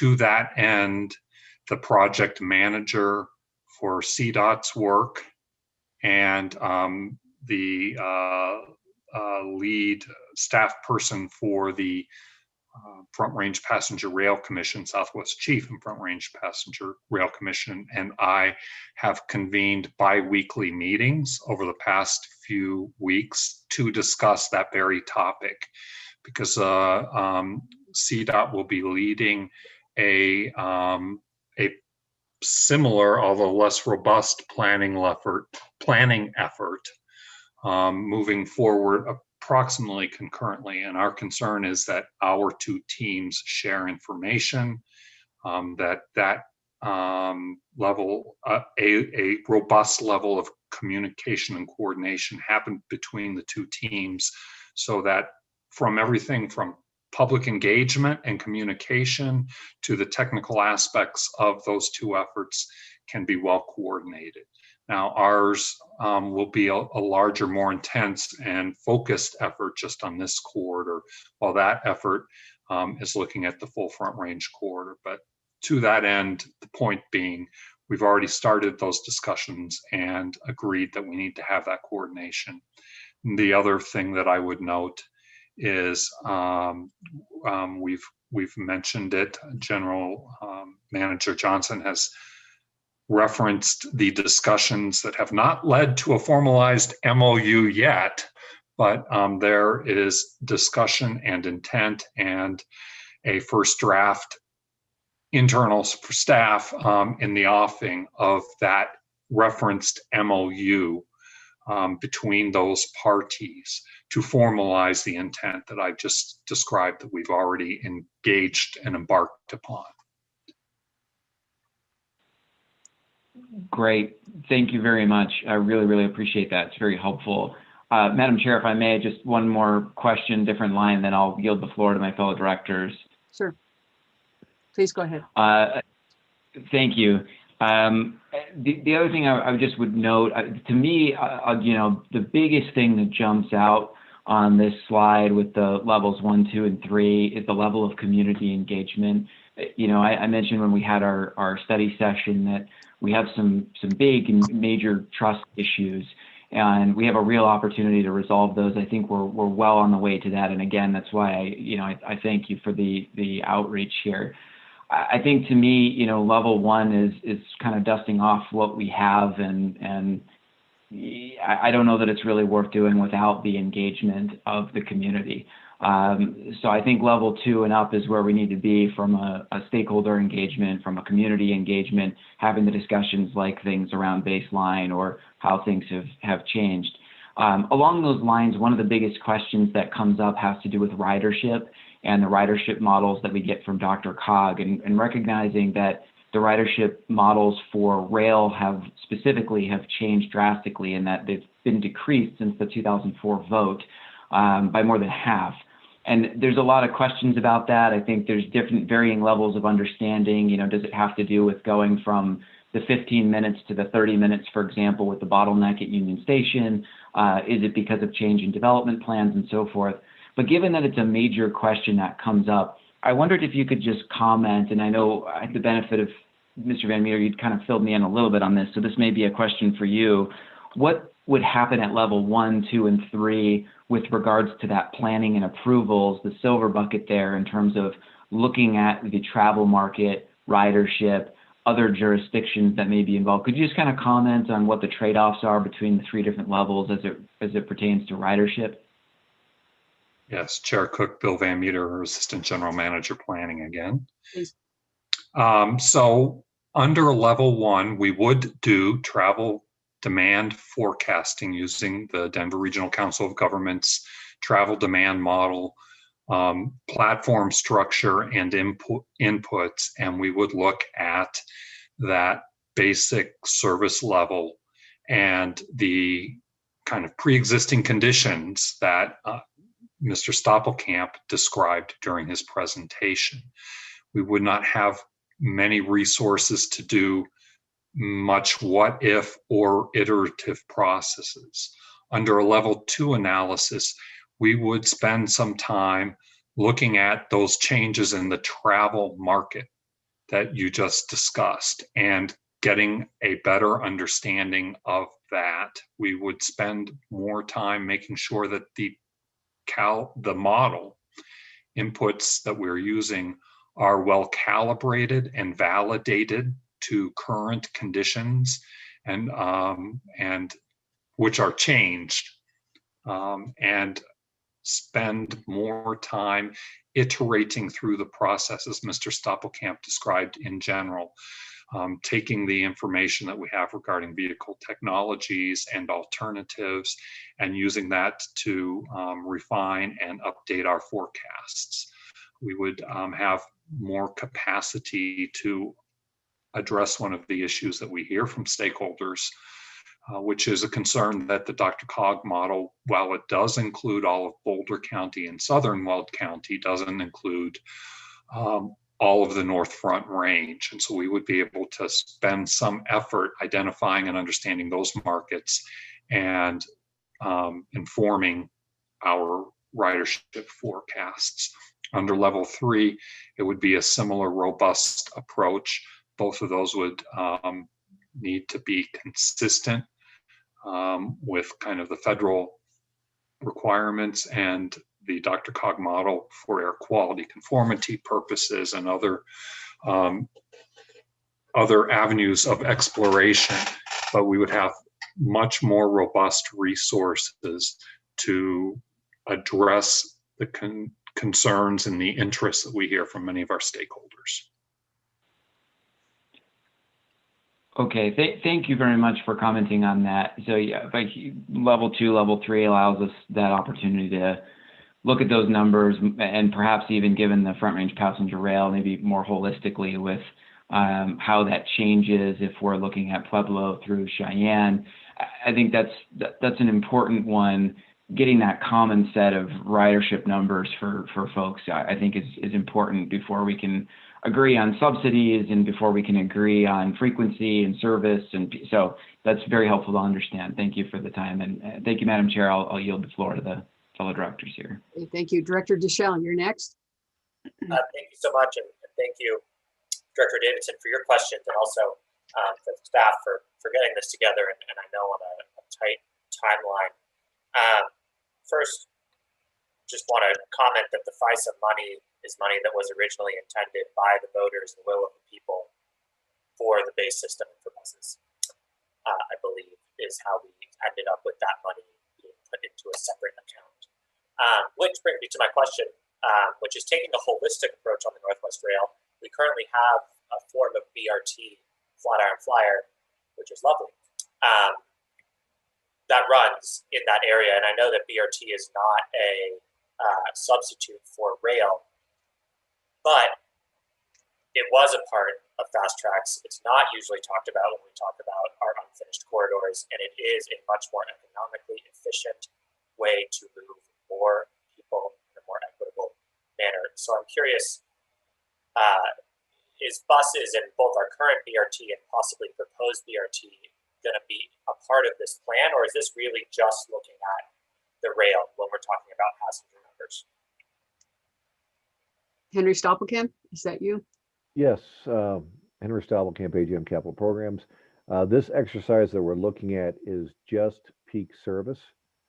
So we have done studies looking at the BRT, the NAM study for the 119, 287, and Highway 7. And we've done some BRT studies. Mr. Van Meter's teams looked at them across the district. But this exercise that we're proposing is just for the evaluation of the peak service plan. We don't plan on reaching out and looking at different alternatives, different alignments, different technologies. We're still looking at providing just peak service along the BNSF alignment. And on the technology piece, is there an alternative to diesel for commuter rail? There is a alternative to diesel, the EMU, the electric multiple unit. There is some folks that are looking at battery operated, but as of right now, the only proven technology we really have besides diesel is the electrification. So if you wanted to electrify this entire corridor, we would have to open up the environmental document. This would be more of a level 3 evaluation. And then the cost would drastically increase because we would have to electrify the entire BNSF alignment. And one of our biggest challenges is the structures that we have going over the BNSF alignment. Most of those just meet the bare minimum for the PUC, 23 foot 6 inches. Our electric, the wire has to be at that level, so we'd end up replacing several of our structures. So that was looked at originally through the environmental process in 2004 and 2010. But there are alternatives out there. But with the peak service, we are still looking at diesel technology. If we want to open it up, then that really gets more into the option 3 scenario. My last question is, can we expect to see a similar dedication of time and resources and energy to the other unfinished portions of fast tracks, including the build out of the BRT system? Or is this really, and I mean no disrespect towards any political leaders, but is this really a political exercise? Is that why we're here and donating this much and making sure that our communities that might not have as much political gusto but are still waiting on fast tracks programs are given that same level of attention? Well, I'd like to just hit one thing and then turn it over to General Manager Johnson. The BRT, the 119, the 287, those were non-fast tracks corridors. So that is part of the base system work. Now, as far as going forward and dedicating staff, I will turn that over to General Manager Johnson. Okay, GM and CEO Johnson, please. Thank you very much, Director Cook. And to answer Director Deschelle's question relative to what we're doing here this evening and what predicated the discussion on February 9th, as I posed the question in various forums relative to where we were with Northwest Rail, recognizing that in order for us to have an informed decision, we need to speak from the common set of facts. Hence, this is where it gets us to speak from the common set of facts as opposed to purely having a speculative conversation where we're dealing in abstract. So I wouldn't qualify this as a political exercise. I qualify this as providing information so you all can make an informed decision about what the path forward should be as this body relative to being policymakers. Thank you. Director Deschelle? Nothing further. Okay, thank you. Director Bouquet? Yes, thank you, and thank you all for taking the time. I just wanted to kind of start off with kind of just saying that the level 1 plan kind of, from my opinion, would go against what our guiding principles are, what our goals of guiding principles are, by not having the community engagement that we were hoping for as an agency. But and I'd also like to thank Director Davidson for taking the time to speak with me earlier regarding the Northwest line. But my real question has there kind of been a discussion about when this would be implemented? So if we were going to go with level 2 or level 3 plan, would that be implemented, this summer? What would be kind of the process of when this implementation would happen? Has there actually been a discussion about that? And has that discussion kind of geared toward, we still are in a recovery process with COVID, and how will that impact kind of the future with that? If I may. Please go ahead. Henry Stoppelkamp. So the process for bringing on a consultant will happen. I've already started working with my team, putting information together. But the goal would be to have somebody on board by the end of this year. And then that gets into the overall time frame, the 12 months to 18 months or 18 to 24, that's from notice to proceed. So if we can define the scope, have everybody agree upon what is included in the outreach, the environmental evaluation, the engineering work, and we can all agree on the scope, or we get, I shouldn't say all agree, we get direction from the RTD board where you would like us to go with that. We'd be putting it out on the street this fall and soliciting a firm to come in and help guide us through the process. So the time frame or the timeline that is on the slide on your screen is from a notice to proceed. And so that's kind of what we're looking at based on what we're thinking the scope looks like today. Now, when we come back in the summer and we outline in more detail what we're looking at, if the board's desire is to remove some of the scope or add to the scope, that may change the ultimate schedule, depending on what the impacts are and the requests from the board to generate the packet. So this is just really a high level and a great question, but it's from the notice to proceed from a consultant on board to help RTD guide through this process. Okay. No further. Thank you. Okay, thank you. Director Rosenthal.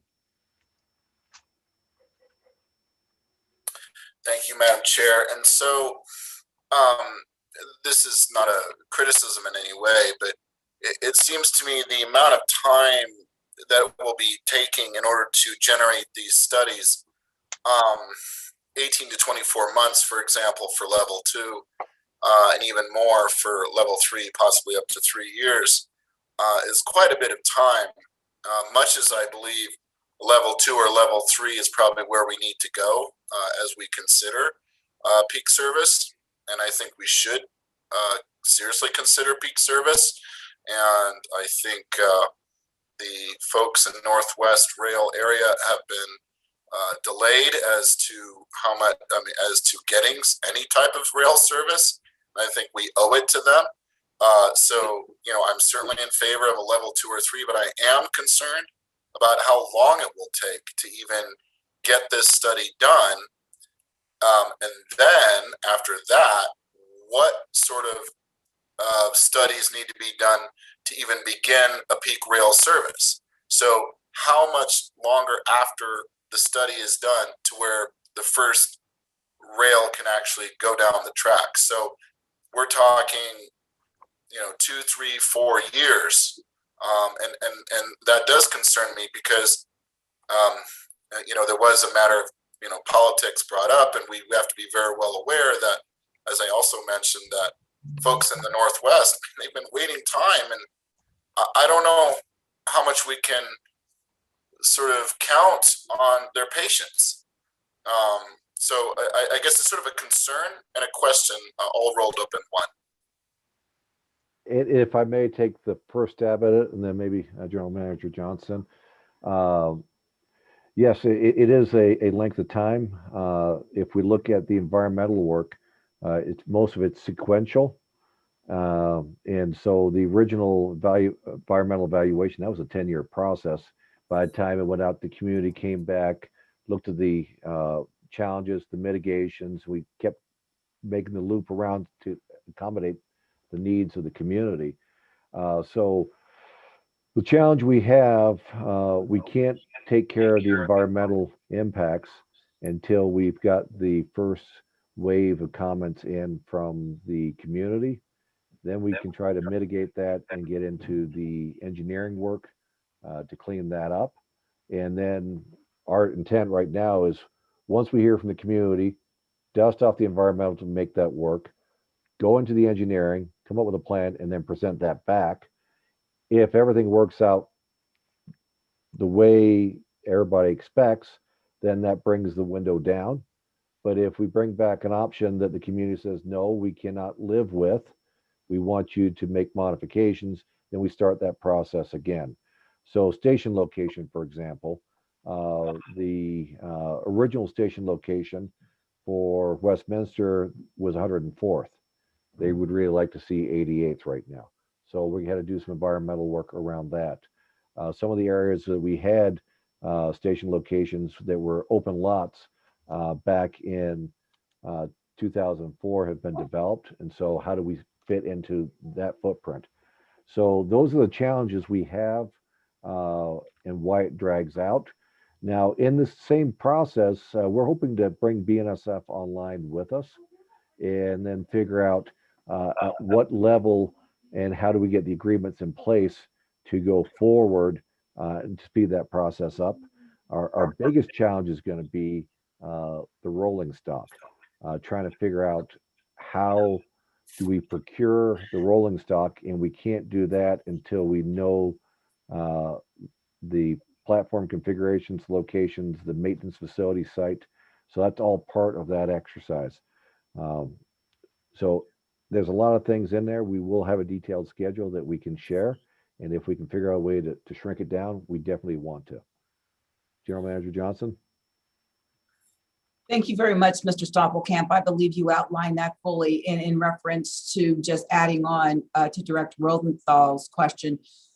What we've heard when we've met with people, we need to manage expectations and not have some kind of deadline or timeline that's way out in the future. So recognizing that we have to do our due diligence, and also recognizing that work hasn't been done on this for a period of time, and in reference to what Mr. Stoppelkamp outlined, it's incumbent upon us to do our due diligence as we forge ahead, not letting expediency get in the way of doing this in an appropriate fashion, and recognizing the environmental impacts relative to what has changed over the course of the past several years. It's incumbent upon us to do what we can in the best manner in which we can do that. So I thank you for your question. If I could follow up, thank you, both responses. And so let's just assume if we went with the level 2, and it took 2 years to conduct the study. And as you mentioned, BNSF and other stakeholders are participating in all this process. So they're also preparing on their ends any number of actions that potentially might be taken by RTD, so that if we decide at the end of it, at the end of the 2 years, we get a report and we say, okay, let's go for it. Let's light up the peak service. Hopefully by then we'll have the rail, the train prepared and everything like that. So how long would it take? And I think GM Johnson's probably, from her response, it sounds like you're sort of resisting putting a timeline on it. But I'm just trying to get some idea of what happens afterwards. Like how much time will it take to launch the peak service? Is it a year, 2 years? And I guess I'm pressing again on that issue. First, if I can respond, and I'll defer to Mr. Stoppelkamp, please know that I am not resistant to presenting a timeline. Right now, I'm dealing in abstract. I don't know what I don't know. So it would be negligent on my part to try to provide a timeline relative to us not doing our due diligence. We have yet to leverage, a consultant to have the subject matter expertise to conduct the scope. So we don't know what we're dealing with. And until we have that understanding, we can't engage with BNSF as relates to an operational plan. So I just want to be clear, I am not trying to skirt the question. I'm trying to speak from a place of facts. And that's why we're having this dialogue, so we can all be operating from the same rule book as we go forward. So with that, I'll yield the floor to Mr. Stoppelkamp with his expertise to try to quantify the timeline relative to seeing a train go down the track, if in fact that's the desire of the board. Thank you. Thank you very much. And to piggyback on General Manager Johnson's comments, we are working, and realize we're 40 days since we said we'd come up with a path forward. We have put together some draft schedules, not only up to the point of award, but also what we believe is the schedule that we will receive from a consultant and their milestones. So we've kind of put our consultant hat on, trying to figure out what it will look like and what they will provide. Through this process, if we look back at the complex diagram in the purple area, we've got agreements in there. So we really, one of the things we learned through the Fast Tracks program is have the agreements in place with the municipalities, know what the commitments are going to be up front as far as drainage, traffic, any extra stuff we want to know up front.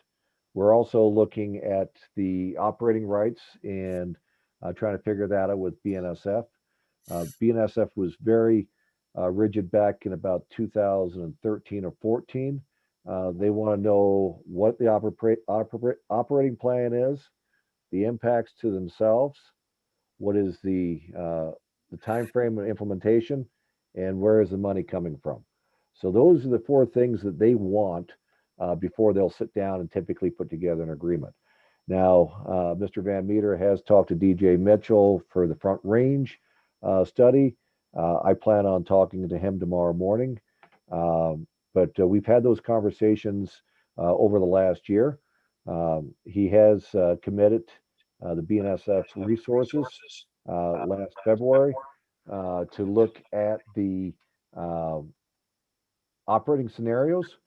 And we do have some pretty good documents in place that took a number of years to develop, but we plan on using those same documents going forward. So we're not at ground zero with the railroad. So now it gets into how long will it take? We're doing everything we can to speed it up, but we are going to need funding. And then the ordering of the fleet and then building the maintenance facility. Those 2 items I think are going to be the critical path. Now, if we can figure out how to lease a fleet or use a locomotive hauled coach concept, that would speed that process up. But the corridor was very adamant they don't really want to see locomotives hauling a coach. But that equipment's on the shelf right now. So we just had to work through that process. I would love to give you a schedule. We're working on it internally. But it's going to come down to providing a fleet, the operator of the fleet, whether it's RTD, BNSF, DTO, we had to work out that agreement, and the building the maintenance facility. Those are the I believe the driving factors once we have a plan going forward.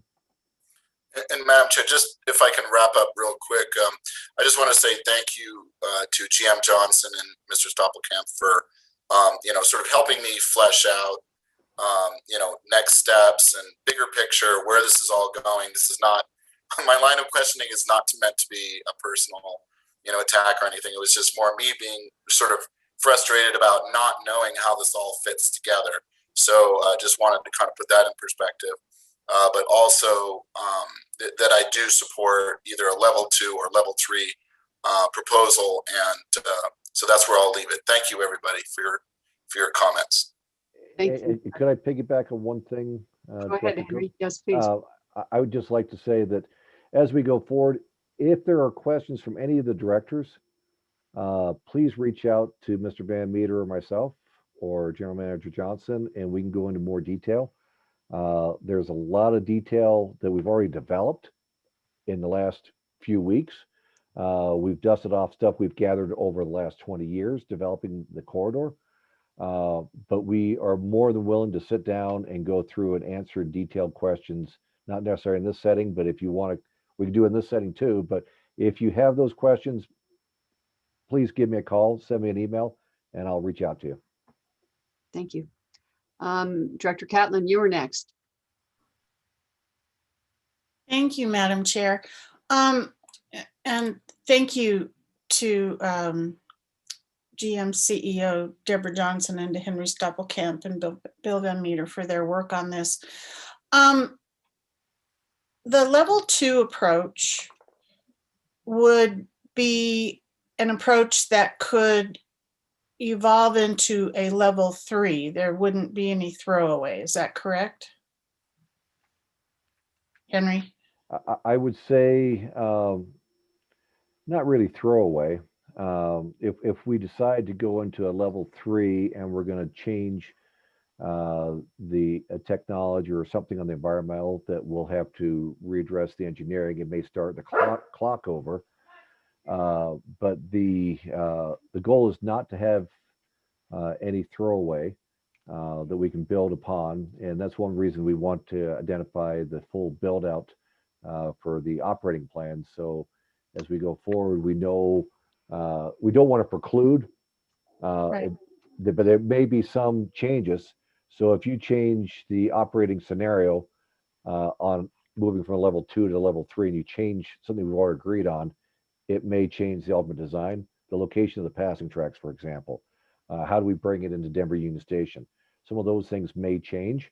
But the nice thing is this exercise is really to come up with the 30% plans and then a cost to implement. And then through the 100% plans, the final configuration is a separate exercise, and you shouldn't lose a whole lot of the work that you set up through this exercise. Well, I have a couple of concerns. It's been 11 years, correct, since the last environmental update was done, right? The environmental evaluation was done it was completed in 2010. So the information that generated were a couple of years. So yeah, we're 11 to 12, 13 years out. Okay, so my concern would be, because really implementation, to Director Rosenthal's point, is dependent on funding. And if it takes another 10 or 11 years to secure the funding that we needed to implement this, then we may be looking at an environmental impact statement that would need to be refreshed again if there is a delay in the funding. And so, yes, I mean, that's a possibility.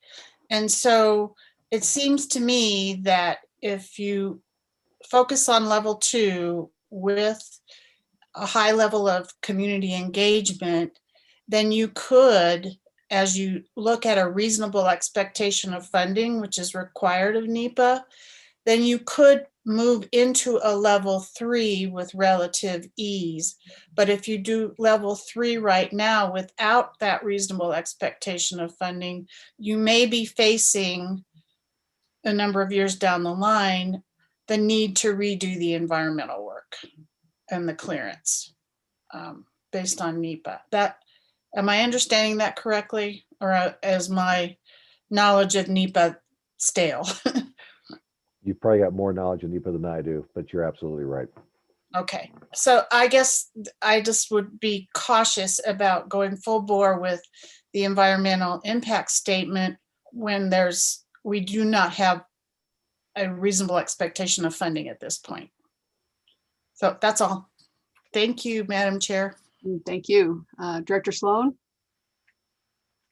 Yes, this is a follow-up on the great remarks of both Director Catlin and Rosenthal.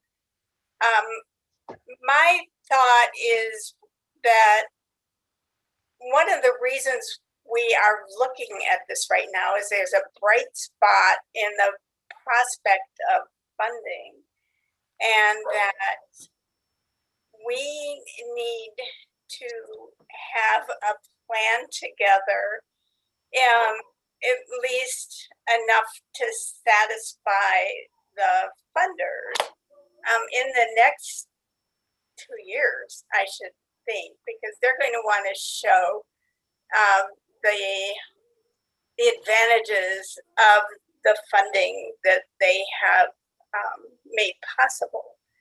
And for this reason, it seems like level 2 is the preferable way to go, because it's my understanding the PEL could actually be incorporated into NEPA, and level 1 would not be of much value in seeking funding if we had a low level of community engagement and a limited study of environmental and planning. I think all of us are focused on the timing of this because of the reasons that we're looking at this at this point. And, it seems like level 2 would be the most economical way of going at this point. But I really appreciate all the discussion tonight and the background that we've gotten from staff. It's brought a lot of issues to light, and I think this slide says options going forward. This is showing us going forward and how to do it in the best way. So thank you all. Thank you, Director. Director Lewis. And by the way, thank you, Director Lewis, for queuing me in on the Zoom feature that it already sets in order, chronological order, the people who raise their hand. I really appreciate that. Absolutely. Thank you, Madam Chair. I have a few questions. One clarifying question for you, Henry. The level of community engagement for each one of them. I didn't necessarily hear specifically what engagement might look like for each of these. And low, high, and highest is kind of vague, and so I'm curious as to what that looks like in execution. Well, I will start and then pass it over to Mr. Van Meter. The low, the intent is I mean, if you've got community involvement and engagement, you should respond back to the community and address their concerns. So the level 1 was really to answer Director Rosenthal's question and some other board members in the past. How fast can you go ahead and build something? Well, that'd be the level 1, but what we're building may not be what you want. It was based on what the landscape looked like back in 2004 and 2010. So very little community engagement because we're not doing a whole lot of changes. The level 2 and level 3, very similar, but a very robust community involvement. So Bill Van Meter's group has put together the environmental side and the first impact, or the first look at what the communications would look like, but it followed really closely to some of the NEPA processes we've had. So Mr. Van Meter. Yeah, thank you, Henry. That was a good introduction, not a lot to add. So level 1, as Henry said, low engagement and involvement because we aren't soliciting and looking actively for feedback on our plans. We're saying we're taking the plans as they were 11 years ago, dusting them off, looking at what would be required for implementing 3 trips in the morning AM from Longmont to Denver, 3 trips in the PM, not having a feedback loop and a robust level of engagement because we aren't changing things and we're trying to minimize the costs for that alternative. For level 2 and 3, we would be able to go both to stakeholders and to citizens. And as Henry described, present options, hear feedback on options, use that information to help us understand pain points, impacts to communities, and mitigation measures in a much more iterative and process that allows us to optimize for the current conditions based on what we're hearing from both citizens and stakeholders, local governments and business communities and other partners in the corridor. So since we would be opening up and working to really optimize and address many of the issues that Henry's talked about along the way, of necessity, we would have a more robust level of community engagement. And that would be I would assert, to the benefit of our understanding of the project and capacity to deliver that project. And yeah, the difference between level 2 and 3 is relatively minimal. There are more, procedural to stay within federal rules and regulations regarding announcing the initiation of scoping and things like that we could streamline some in a level 2. Thank you. So a follow-up for the different levels is, would these levels change if you were to apply them to the other unfinished corridor or the other unfinished projects? Or would you apply it the same if we as a board had given staff the direction to do so? I believe that it would look a little bit differently. The big unknown with this corridor is the BNSF, and it's a long corridor with a lot of changes over the last 11 years. we really have a really good understanding on the North Metro Corridor, for example, the last 5 miles. We're talking 5 miles versus the 35 miles here. It really hasn't been developed on those last 5 miles, so we've got a pretty good understanding for that. The alignment and layout for the southwest rail extension, we know the right of way. We've got a portion of the right of way underhand, and that's 2 miles. And then we've got a downtown loop connecting to the A line, and that's less than a mile. So different characteristics. We would go more into probably between level 1 and level 2 for those 3 corridors, because we know what we've got.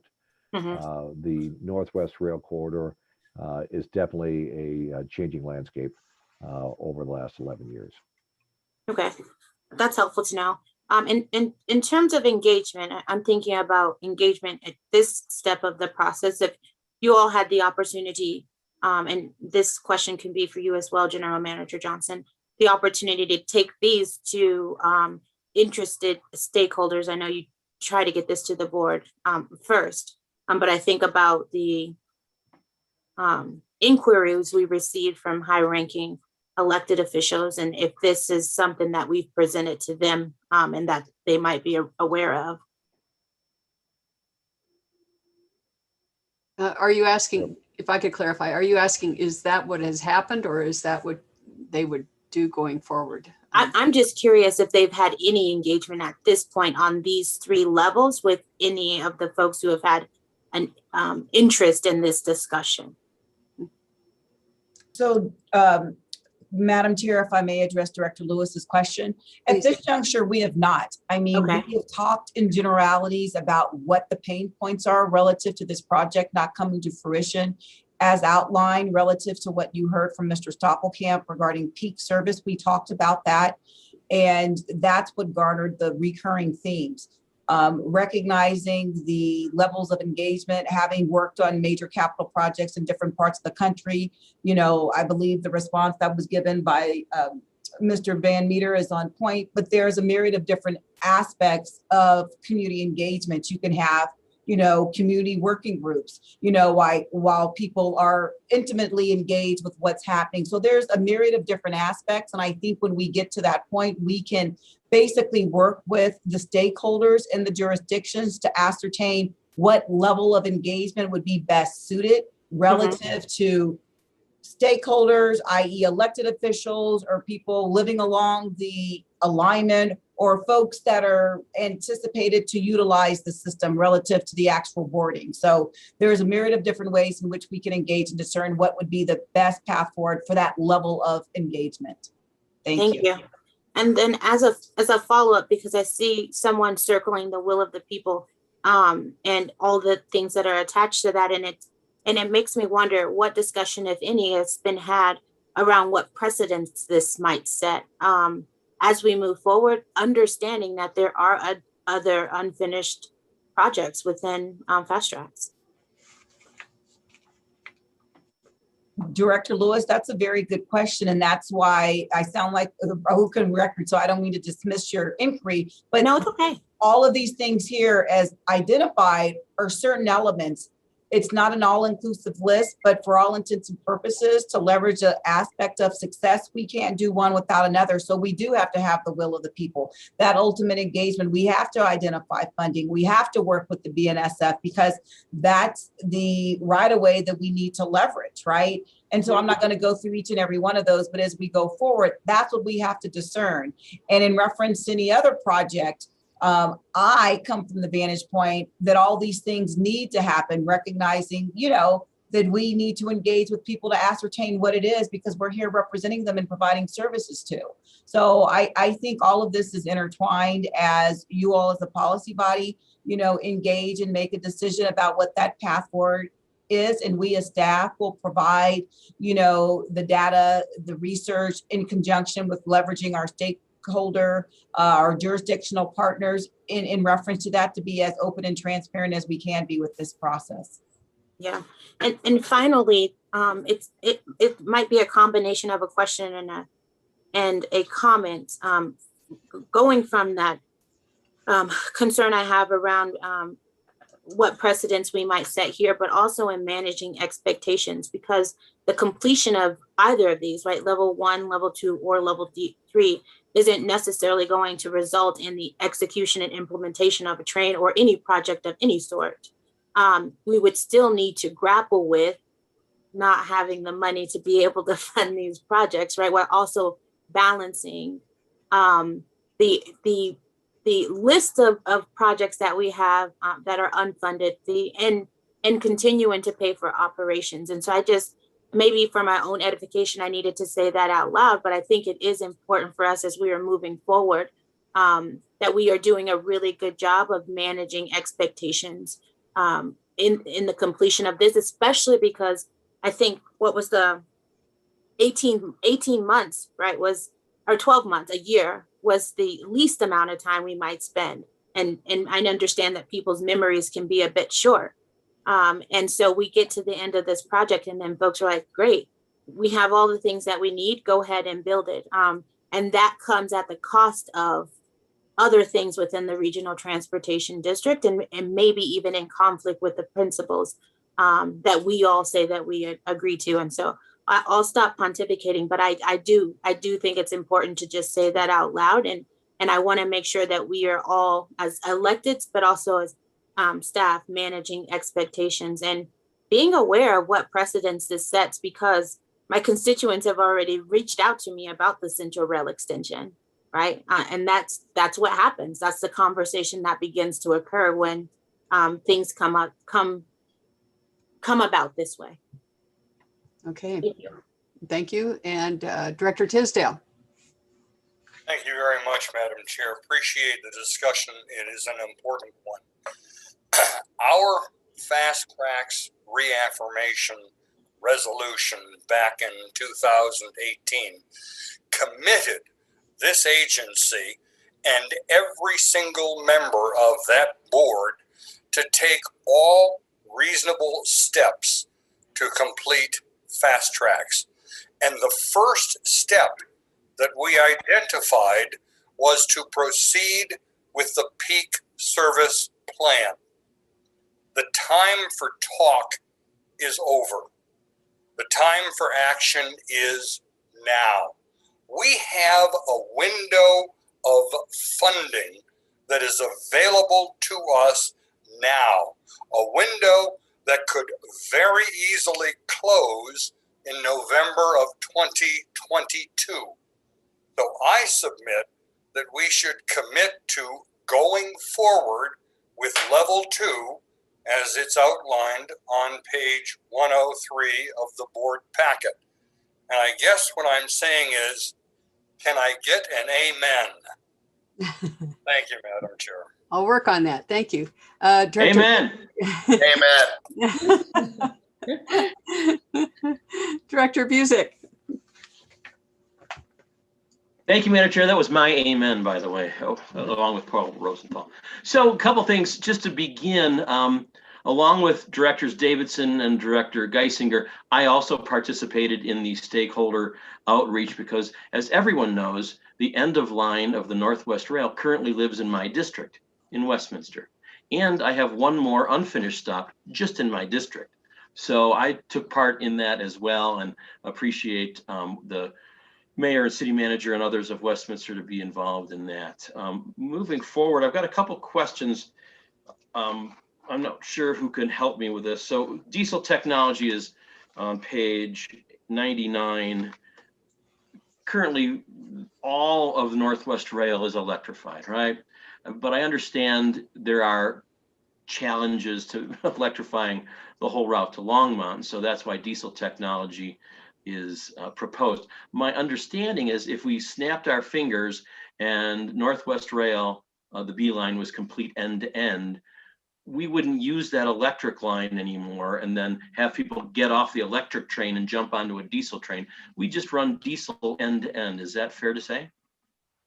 If it was the full service, that is fair to say. So the original plan was the entire corridor was going to be diesel, multiple units. But since we were only going to 72nd, it didn't make sense to have two separate fleets. And so we were able to interchange the fleet with the Eagle and the G line. So that's why we electrified that first segment. Now for the peak service, our goal would be still to run trains to 72nd, the electrified trains, and then interlace the 3 peak service trains in. So it'd be a 1-seat ride into Denver. And that's part of the modeling exercise we're going to have to go forward with and see how we can slide those 3 trains in to make that happen. And so your statement is correct. It would be diesel the whole way if it was back in 2010. And if we're going to do full service as of right now, depending on the budget, it would probably be diesel. If we wanted electrification, then we'd have to look at the impacts associated with that. Right. Do we have any information, or will we get information on the impact of the diesel technology on greenhouse gas emissions? It's not written into the scope as of right now, but we will be looking at the additional 3 trains and see what the impacts are. This is clean diesel. The information we've seen on the DMUs in the past, they're pretty close to bus emissions, and at 3 trains, not a big impact, but the entire corridor, we do have, this is where it gets into that level 3 understanding with a full build out. That environmental portion would have to be dusted off. That's good. Good. Okay. Next question or comment, I suppose, has to do with the stakeholder outreach on page 101 and seeing if the board at some point is going to be willing to support the BNSF alignment as the alignment for front range rail. And I know the communities along the alignment of the BNSF alignment would be in favor of that. But my district is kind of split. You know, I've got US 36 and I-25 going through my district. Those communities most of the communities on North I-25 and those east of I-25 would not support the BNSF alignment as the front range rail alignment. It would not make sense for them. It would not allow them connections to a major regional rail line unless it went up I-25. So just that is a kind of a caveat, just to keep that in the back of everybody's mind. So something to think about as we move this thing forward. And then as we get into this options going forward, and thank you, Director Catlin, for talking about NEPA and the reasonable expectation of funding and how that impacts the options that we need to look at. And as we all know, the PELs and EIS only have a certain shelf life and they don't last forever. And you have to spend, you know, it's pricey. And if you have to redo them because you've done too much work and it's getting dusty, that is problematic. And I agree with Director Tisdale as well that the level 2 is what we need to do moving forward. Finally, I'll leave it at this. One of the things that was brought up is using the FISA funds to pay for this next step to see where we're going and what is going to be involved. There's a comment on page 105 of the packet that says a recommendation to use FISA account to fund this effort. And I'm hoping that means the effort of option 1, 2, or 3, and not just using all of the FISA funds that currently exist to help build out Northwest Rail, because as was mentioned, there are other fast tracks projects that are unfinished, and I wouldn't hate to use all of FISA on this when there are other ones. Although, as Director Tisdale said, you know, we made a commitment in 2018 that this was the next one to go, and it makes perfect sense. If you take the miles of unfinished rail corridors in fast tracks, leaving out Northwest Rail, you've got 5 or 6 miles. This is 35 miles of unfinished rail. They have waited long enough. They have been promised this for long enough. This is the one that needs to happen next. Thanks. So was that a question of Henry, Director Busick? Yeah, so it was a question and then a comment. So the question is, I want to make sure that the statement on page 105, recommendation to use FISA account to fund this effort, we're just talking about the options, correct? 1, 2, or 3 at this point. That is correct, Director Busick. We're looking at using the FISA for developing the RFP and scope of work. So we're not looking at pulling down all of FISA. We're whatever the budget we need for this, and that's why the FISA was set up. So that's where we like to pull it from. Great. I just want to make that clear. And if you want me to repeat my other comments, I'd be happy to. But I think we're good. Thank you very much, though. Thanks. Director Geisinger, please. Great, thanks. I'll give an amen to you too, Director Busick. Thanks. This is, I think, a really good conversation. I think that as Director Tisdale and Director Sloan and others have pointed out, it's important to remember what Patty Dorsch said earlier tonight, that Amtrak has, I think, slated to get, or proposed to get $80 billion potentially in the upcoming legislation, and they currently get about $2 billion a year. That's over an 8-year period. So there's money there, and there are people competing for that money all around the country. So I think that this is a step that really makes us serious and puts a stake in the ground. At the same time, I appreciate the concern about other unfinished corridors and the fact that we don't want to raise expectations that this is, we're going to get to the end of this and have the money. But I agree with others that this is the moment. This is an opportunity. I don't know how long a shot it is, but it is an important moment. I also think that I want to say thanks, first of all, to Henry and to Mr. Stoppelkamp and Ms. Johnson and Mr. Van Meter for the efforts that they put in so far, putting this together, but also the early engagement, because the engagement is so critical. As Deborah said, we need a common set of facts, and that includes the ridership, the costs, all the pieces, the sidings, what these different pieces will do in the various areas. And one of the most important things is that people accept those facts, because then we can have the conversation from there. And we don't have the money, we don't have the money. But one thing that I think Eric and I have both been doing, and others may be as well, is saying, hey, help us. If you want this to happen, let's talk to our federal delegation, let's talk to our state delegation, and those that want it to happen to help us out with this. That's a longer term issue. I think that level 2 provides the kind of engagement, it's hard to tell at this point, but it looks to me like that provides the kind of engagement without going too over the top, as Director Catlin pointed out, to move this forward in a very open way and get us the answers we need. So I encourage us to move forward with that level. Thanks. Okay, thank you. Director Broom.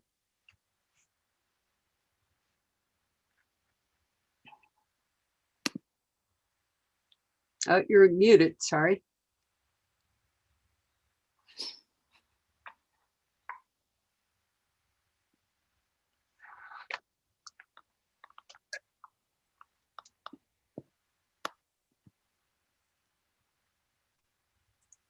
Okay, I guess I'm unmuted now. I support either level 2 or level 3. I'm kind of on the position that level 3 probably makes the most sense in the long run, because you're going to end up with unanswered questions if you only go to level 2. And then that's going to extend the timeline even more than what it shows on that schedule.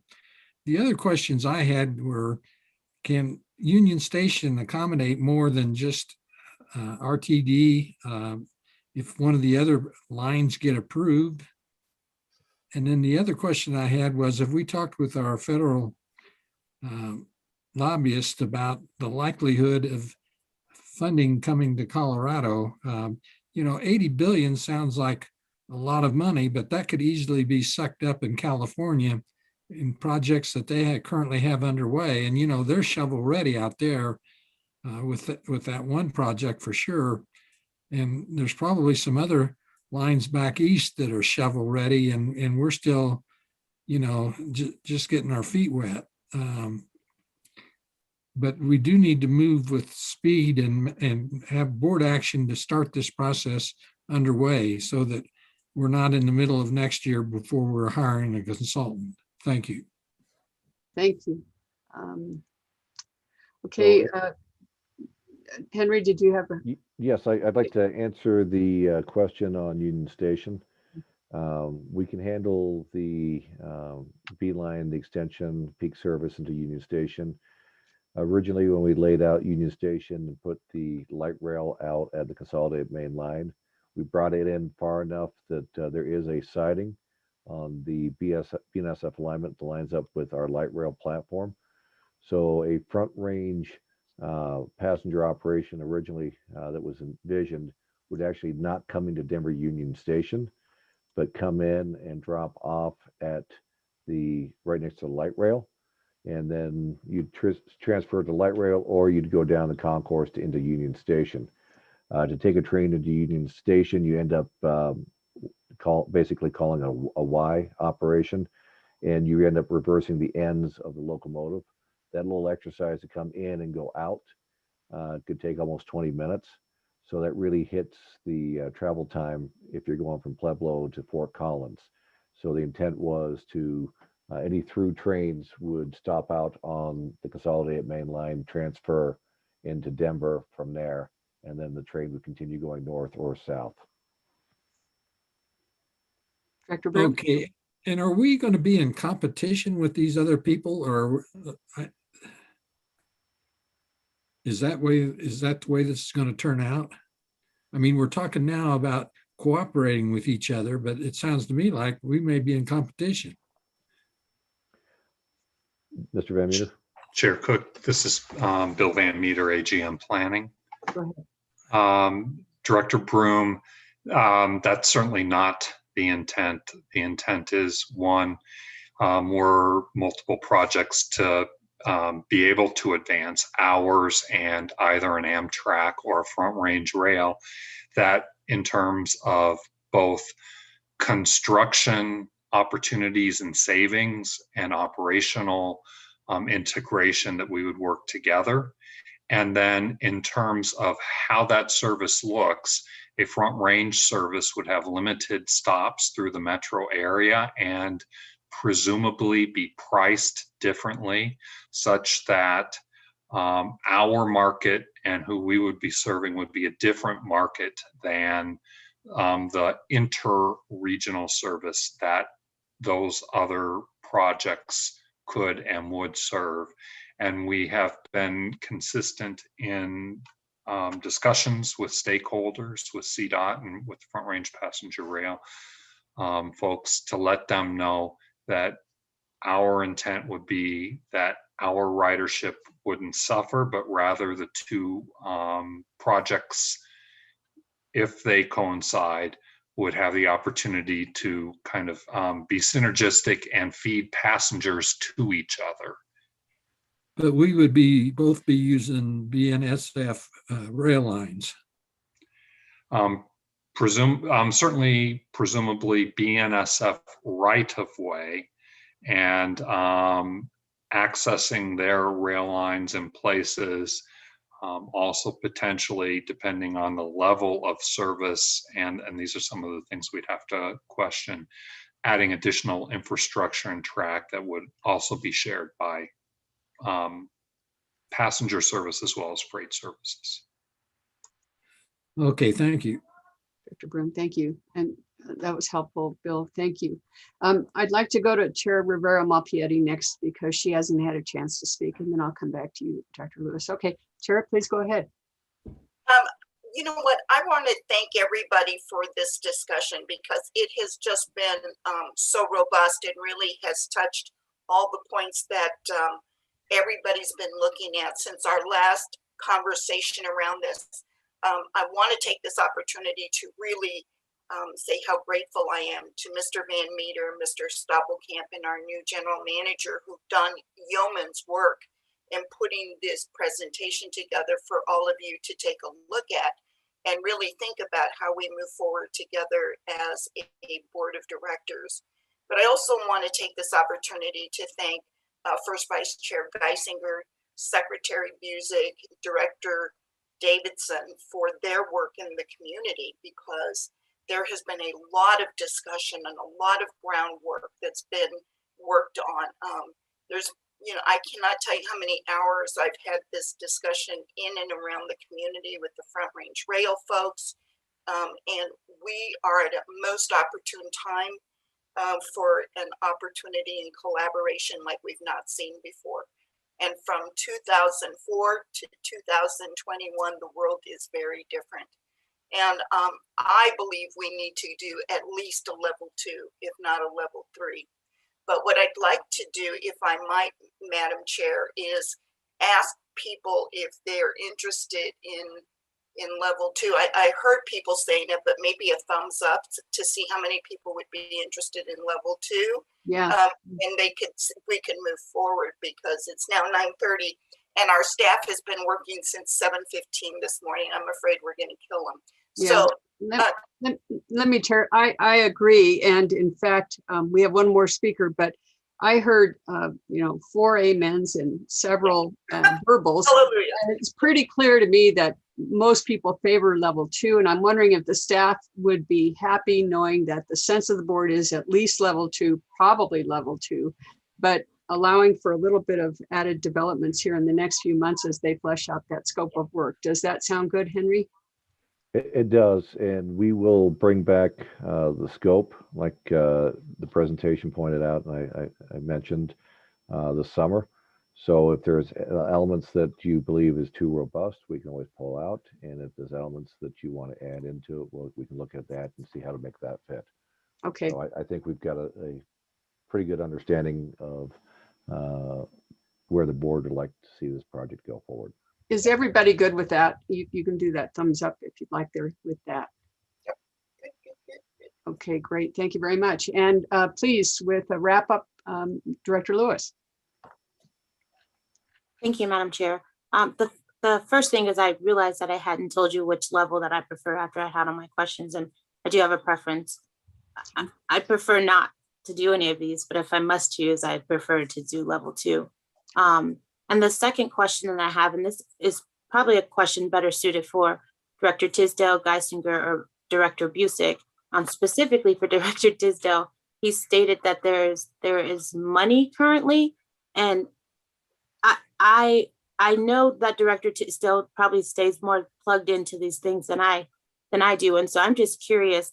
As we are talking about managing expectations, I don't want folks who are listening to think that there is funding in the event after we get to the end of this, that it's guaranteed. And so I'd love for us to maybe state that on record so that that's clear to those who are listening in, that it doesn't change the where we are financially as a agency, unless there's something, again, that Director Tisdale or the other directors might have access to that I don't, and I'm open to learning and understanding.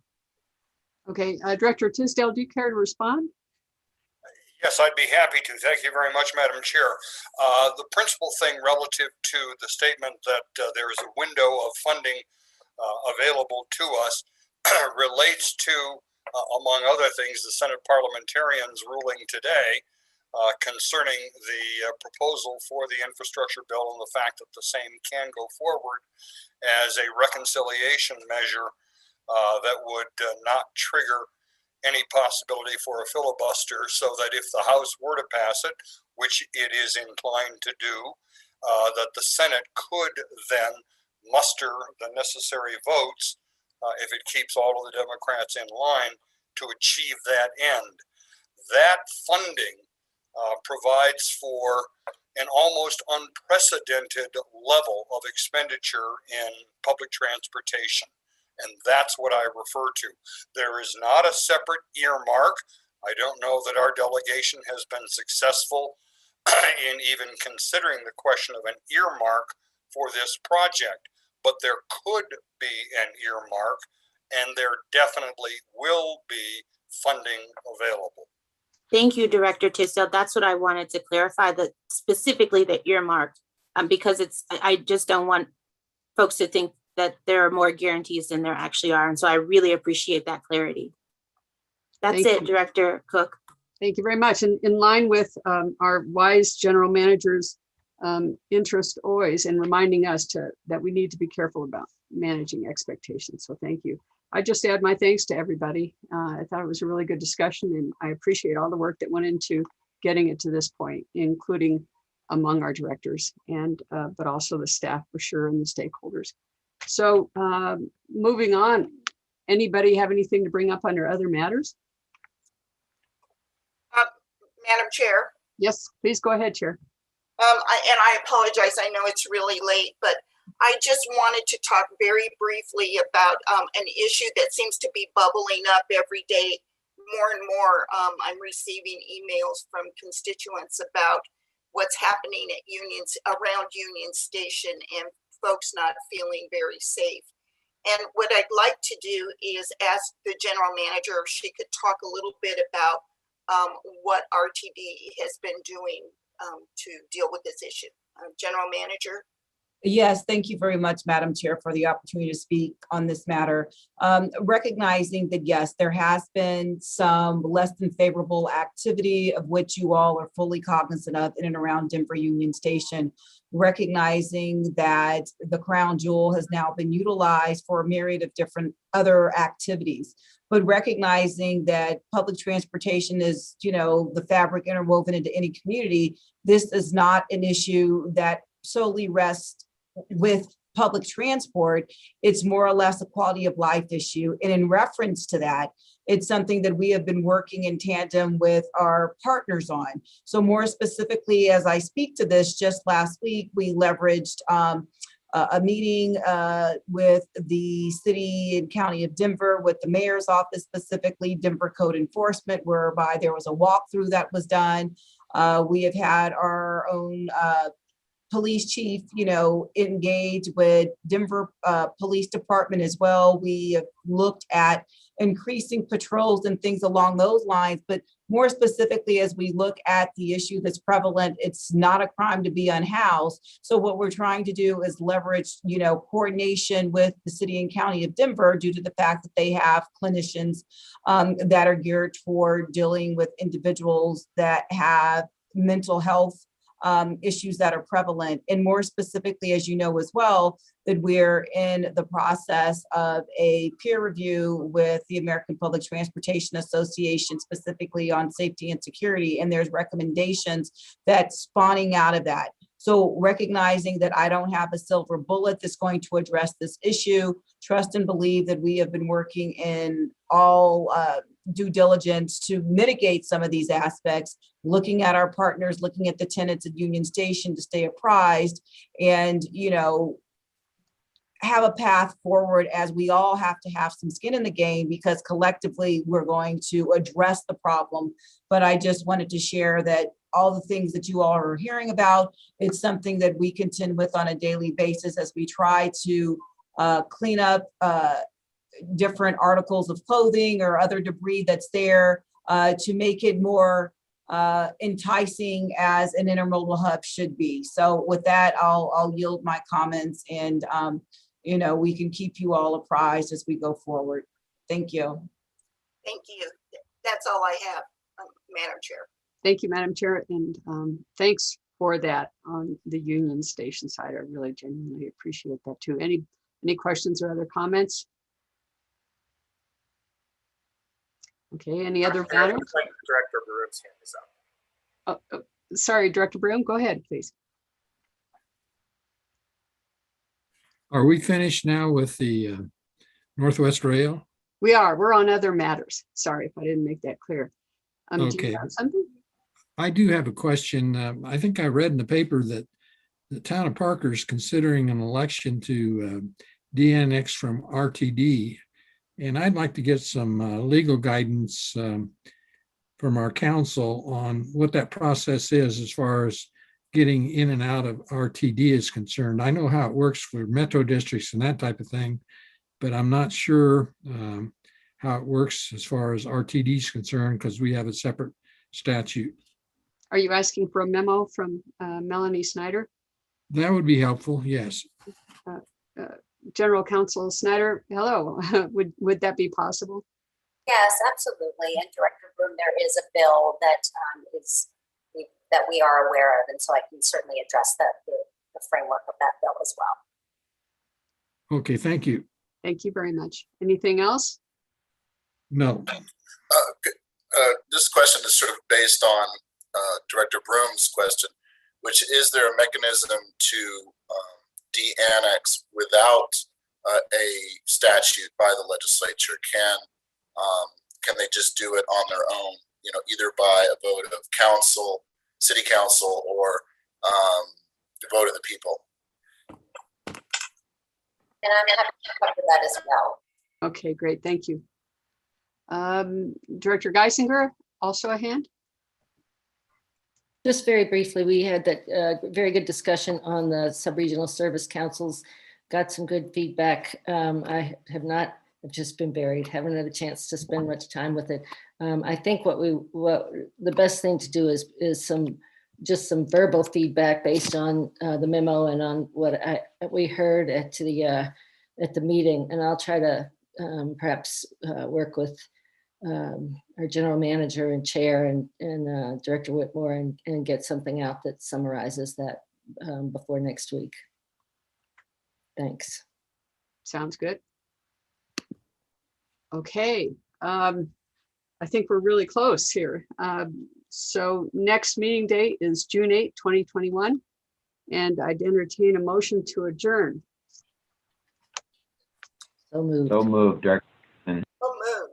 Second. I think Director Geisinger and then Director Busick. But any objections? Okay, then we'll call it adjourned. Thank you, everybody, very much. Bye. Good night now.